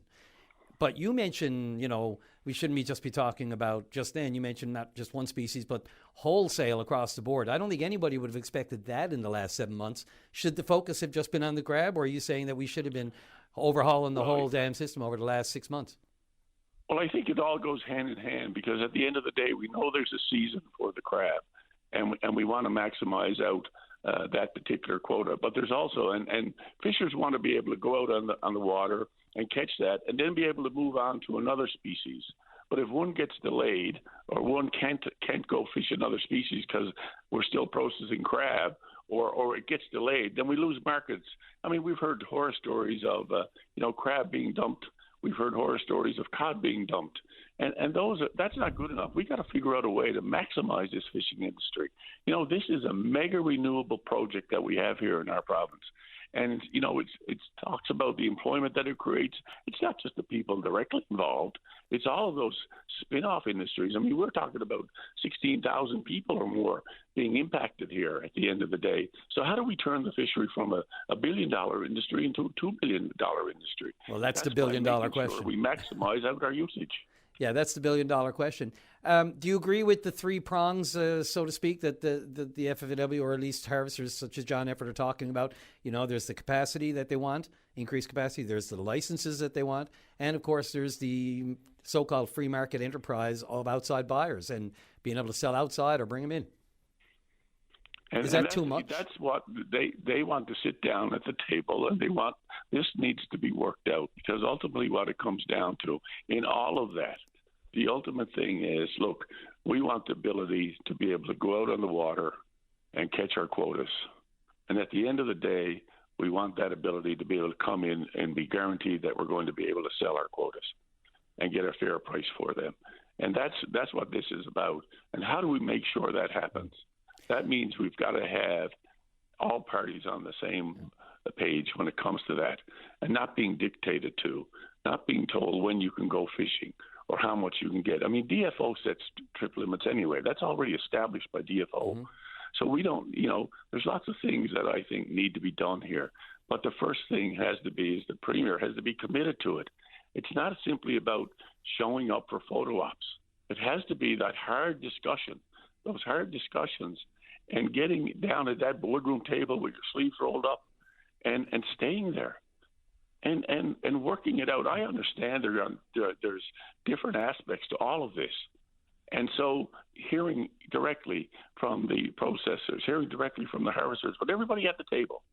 And I think that at the end of the day, that those type of deals can be hammered out. But it means that government has to be prepared to help make that happen. I mean, I've heard stories of processing license being issued to processors that never have processed anything in 2 years. Tony, and yet we find that other processors are trying to get an increase and are not eligible or can't get them. We've heard of processing license being recommended by the board that have sat on the minister's desk for years. So these are the type of things that lead to frustrations and lead to the type of thing what we're seeing on Confederation Building right now. I can tell you that there's not one person up there that wants to be on Confederation Building Hill today. Tony, they are you to be in their boats? A couple other questions I had for you. Do you want to hold on for a minute after the break? Do you have a couple seconds? Great. Okay, we'll take a break, go to Brian Medora and the news at the bottom of the hour, and come back with PC leader Tony Wakeham right after the break. This is Open Line on the VOCM Big Land FM radio network. And welcome back to the program. Just before the break, we were talking to PC leader Tony Wakeham. Let's go back to Tony. Thanks very much, Tony, for hanging on there. No problem. I'm just curious, are you in your office right now? No, I'm not. Okay. Our caucus made a decision this morning that, we're going to respect the protest and we will not be going into Confederation Building. while the protest is ongoing. And as I said, it's time for the Premier to reach out and to get all sides back and to get this thing resolved and make a commitment, because I just heard the Premier in the newscast and talking about what they said they would do. But my understanding from a lot of that is it's all one time, it's all 1 year, it's only one species. So, that's not, in fact, what they wanted to hear. I think they're looking for more of a longer-term solution than just 1 year. And so that becomes part of the problem. I think that's what needs to happen. We need to be sitting down. The Premier needs to be there with harvesters, with processors. As the leader of the province, he should be there. And if that's what it takes to get this done, then let's get it done. Because as I said before the break, nobody from the fishing industry wants to be standing on the steps of Confederation Building. Were you be in their boats? Did you know that this was happening this morning? Like, when you or your caucus, what time did you get there, and were you confronted with it right away, or we were following the news, obviously, like everyone else, and everyone was aware that there was a protest happening, and that's another thing. The Premier was aware that this protest was going to happen. The Premier could have done more to prevent it. The Premier could have been there to see if he could come up with a solution that would have helped to end this. But the offer, I guess, that was made between the minister and the representatives of the harvesters at the last minute last night just wasn't good enough in their minds, and so that's a problem, because at the end of the day, as I said before, you can't find solutions unless you get everybody sitting down and having those frank and open discussions. And that's why it's so important for the Premier of the province to lead that, and to make sure that you have both processors, harvesters, people that represent plant workers, the crews. All of these people are involved. But let's not allow this to simply be a political game, because unfortunately that's what it seems to have become. And I'm not interested in playing politics with our fishery. It's too important to the people in Newfoundland and Labrador. What I want to see is our fishery grow from 1 billion to 2 billion, and I want that to happen, and that takes leadership.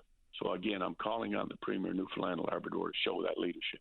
Let's get this done. That's a bit of news to me. Did you say the Premier was aware that they would be there en masse this morning at the break of dawn?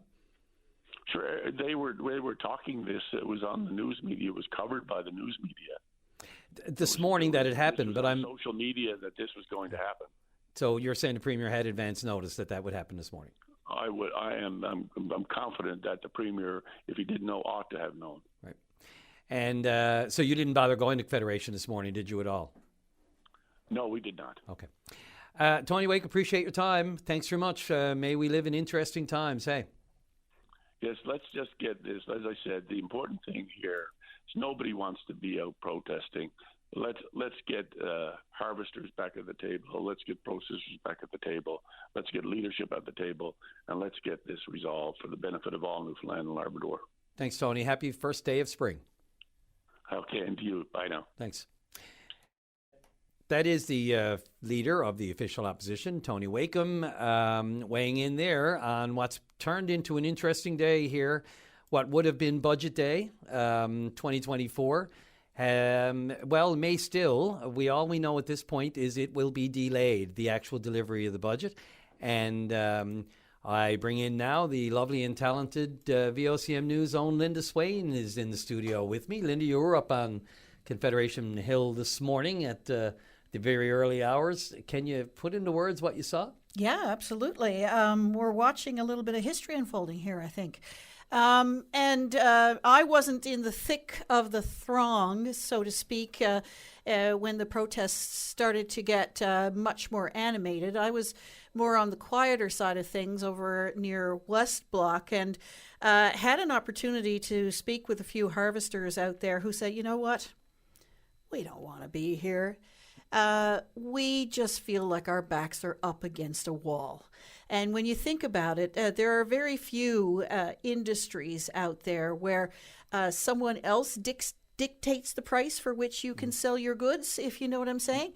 It should be what the market can bear. And they feel as though these types of basic principles are not being applied to the fishery, and they do feel like their back's against the wall. Some of the harvesters I spoke to say, you know what, we're just breaking even, and while they are in a position where they don't owe a lot of money to the bank, they say harvesters who do basically are going out of business. Yeah, because where are they getting money to catch up, let alone keep up? Exactly.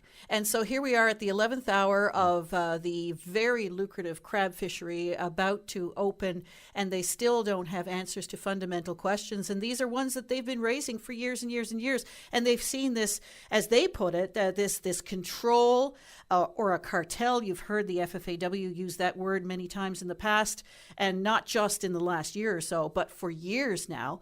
And they've seen this type of what they believe to be this control that's being exerted over them, and really they feel as though they have no control over their own destiny anymore, and they want more control. Yeah, and it's funny because these issues, it's always been that way. They always wanted more control. Year to year, the cyclical nature of this, we all know the fishery is the epitome of the old saying, this is the way we've always done it, so this is the way we're going to do it. As opposed to thinking outside, oh, maybe we could do this or maybe we could do that. It's been like the years that I've covered the fishery, it's a cyclical thing. And ultimately, it doesn't surprise a lot of people that despite the urgency of last year and, the sky is falling, here we are. How urgent was it? Nothing's been done in 8 months, 7 months. And here we are, a budget day of all days to sort of bring that attention back round to an issue that an awful lot of people in Newfoundland and Labrador, the fishery affects an awful lot of people in this province. It may not affect you directly, but the spin-offs and... yes, indeed. I mean, Gander feels it very strongly when things go south in the fishery. Grand Falls, Windsor feels it very strongly. Corner Brook feels it very strongly. And the list goes on and on, not just rural coastal communities, but all the service centers for those communities as well. So here we are at the 11th hour, and I can't, and you and I have both explained this, I can't ever remember seeing a budget postponed or canceled for any particular reason, except perhaps it's possible weather may have been a factor. But I can remember being in the lock-in when everything that nature has was being pushed up against those big glass windows, and it still went ahead. So I think the difference here is the one line in the government release here that announces the delay. The threat of violence. Yes. There is not a risk. It says there is a threat of violence. And there's an awful lot, the vast majority, I would suggest to you, of harvesters don't want to see that kind of thing happen. There are others who are prepared for it, if you will, because at one point I started to approach one of the entrances just to talk to them as a reporter, but I mean, there was nothing on me to suggest that I was a reporter. I just had my little laptop and that sort of thing, and I walked towards them, and I heard them saying as I was coming, "Here we go, boys, we're not letting her in, we're not letting her in," you know, that kind of thing. And I just said, "Hey, guys, here, Linda Swain, VOCM, anybody want to talk to me?" I'm not saying it's happening here, but there is, and I won't call it a mob mentality, but there is when the passion starts to overflow and you're on the spot and people are coming in and your whole purpose is there, and then there's not a gang or a mob mentality, but you're all there solidarity. And you're going to get a few that are going to go that extra step. And I'm not making excuses for any violence ever. Never. I will never do that. Things can happen, though. It's wrong. But the harvesters I was speaking to, away from the hyperbole, away from the high emotion, were very clear, that they feel their backs are up against the wall, and they feel they have no action, and government needs to have their back on this. It makes you wonder, they couldn't settle this last year with everything that happened. And, memories are short. And sometimes you remember how serious, if you say, oh, that's the worst storm you've ever had. Well, it's all in perspective. You're living in the moment. I remember last year it looked like, there was they had reached the line that they couldn't go any further. And yet, so, I mean, what is it? If this doesn't fix it, if this doesn't bring about change, what will? And will it ever happen? We're canceling budget day and all that sort of thing. How much of this is posturing? How much of this is bluster? How much of this is, just trying to placate members, whether it's members of the public or whether it's the members of the union? And in terms of delaying the budget, that's a very interesting term that the government officials are using here. I can guarantee you. I mean, I know we have to a budget walk has that to come line. down. But, A budget has to come down, but I can guarantee you it is not happening in the traditional sense today. It is not going to happen. Those harvesters tell me they're in here for the long. They're in it for the long run. They intend to be here till the end of the week or longer if that's what it takes. They have booked hotel rooms. They have booked Airbnbs. They're not going anywhere until this is dealt with. Yeah, it doesn't feel like a one-day thing, No. if they try it again. I'm still waiting for the little fireside chat by the fireplace with Siobhan Cody reading from her document, with fireplace in the background. I don't know why. There may be a virtual element to this. It's going to be interesting to see how government proceeds with this because, as you know, there are a lot of moving pieces and here. Responsibilities. And there's markets that are watching this, and there's the federal government that's watching this, and there's all of these other outside factors and pressures that dictate the timing and the date for a budget. So how government proceeds from this point onwards is going to be interesting, but I can guarantee you of the people I spoke to, those harvesters aren't going anywhere until their issues are addressed. And again, it's precedent setting, so we just don't know. There are machinations involved with bringing down a budget. As you mentioned earlier, the logistics, the actual the on paper legalistic logistics that have to be covered off here with a budget, $1 billion or more. Linda Swain, thanks so much for dropping in. Thanks for being up there on the Spot News this morning. And look at that, over a break, Francis, unlike me. Coming up to just about 10 minutes left in the program. If you want to get on for a quick call, we have some space. If there's something on your mind, if you want to weigh in really quickly before we end this delayed budget day version of the open line, you're more than welcome. Fill your boots. We'll be right back after the break. This is Open Line on the VOCM Big Land FM radio network. Welcome back to the program. Just a few minutes left in the show today. But I tell you, if you want to have some context and get an idea of the numbers of people outside Confederation Building, just go to VOCM's Twitter account and have a look at the scan of video of the crowd just queued right outside the rear of the East Block. And literally, we were talking hundreds. There are thousands there now. And it seems to be growing. So is it any wonder the government really had to make a call on Budget Day today? And at least delay is the word they're saying. So we don't know if delay means today, tomorrow, later today, or what. We're still waiting for a little bit more detail there. I guess they're trying to really literally get their ducks in a row on how they're going to do this. Because as we've spoken, it's somewhat unprecedented. I don't recall a budget ever being delayed for any reason. Maybe a storm over the years, but certainly not a protest. Let's go quickly to Bob on line 3. Bob, you're on the air.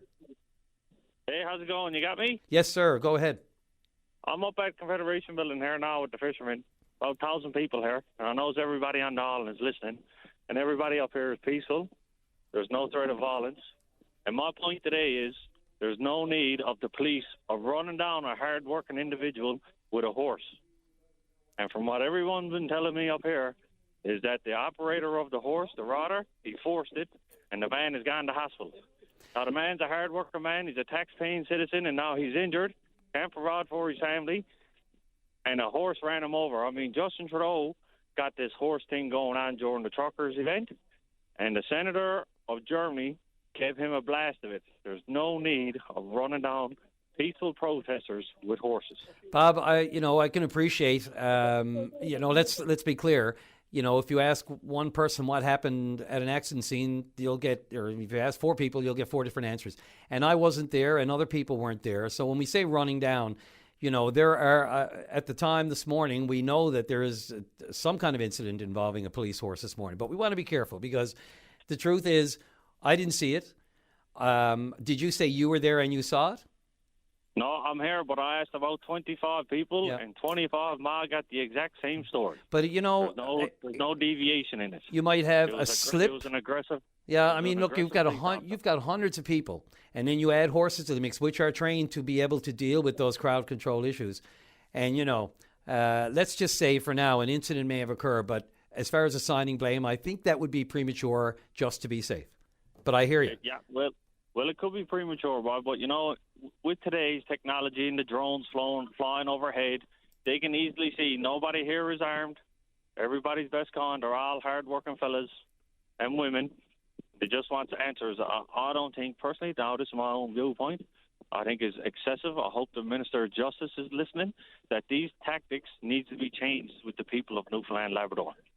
I would say no one would argue with the fact that, introducing large horses to crowds of hundreds, it becomes an unpredictable situation, no matter how trained and how peaceful and how, well-trained the animals are. Everything is unpredictable at that point. I wasn't there. I don't know what happened.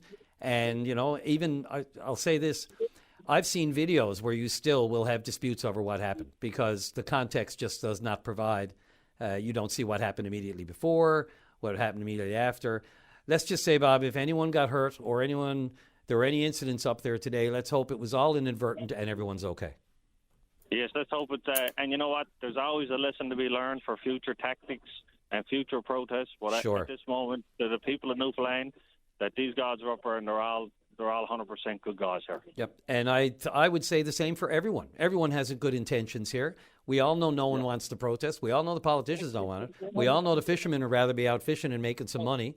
We all know nobody wants to be up there doing that this morning, but it became necessary, and how it gets resolved, you got me. Yep. This has been going on for so long.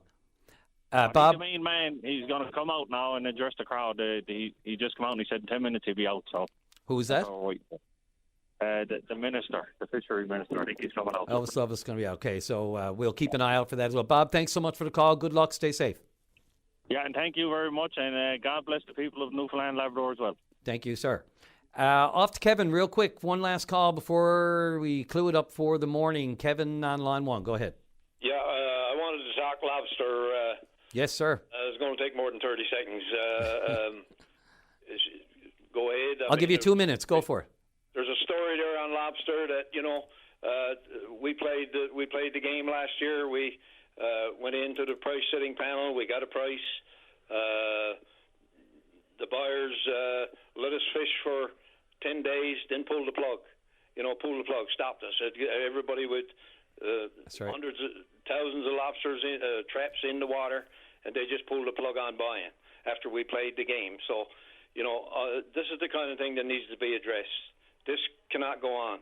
So I'll call in tomorrow and have another chat on the lobster because, 80% of the fishery is snow crab. We realize that. But there's still a couple $100 million lobster fishery going on in this province, and that needs a solution as well. No, listen, we all know, Kevin, it does not end at crab. Doesn't end at cod, doesn't end at turbot, doesn't end at redfish. You name it.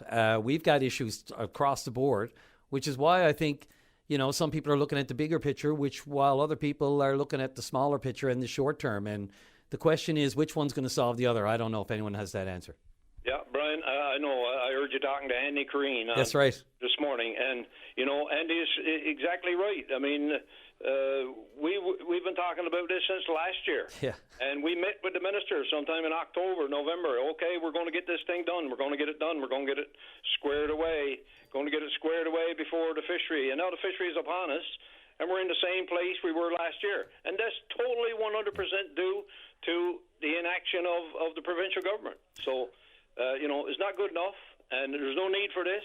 There's a formula already for lobster, So this is totally unacceptable the way lobstermen and fish harvesters in general are being treated in this province at this stage. And free enterprise for harvesters is the only way to go. Yep, and there are at least several hundred, there are at least a couple of thousand people up at Federation Building who agree with you. Got to run, Kevin. Thanks very much for the call. Take care and all the best. Boys, wild show today, Fonz. Thanks to all the callers. Couldn't have done it without you. And that goes double for you, Fonz King. Drive safely. Arrive alive. VOCM cares.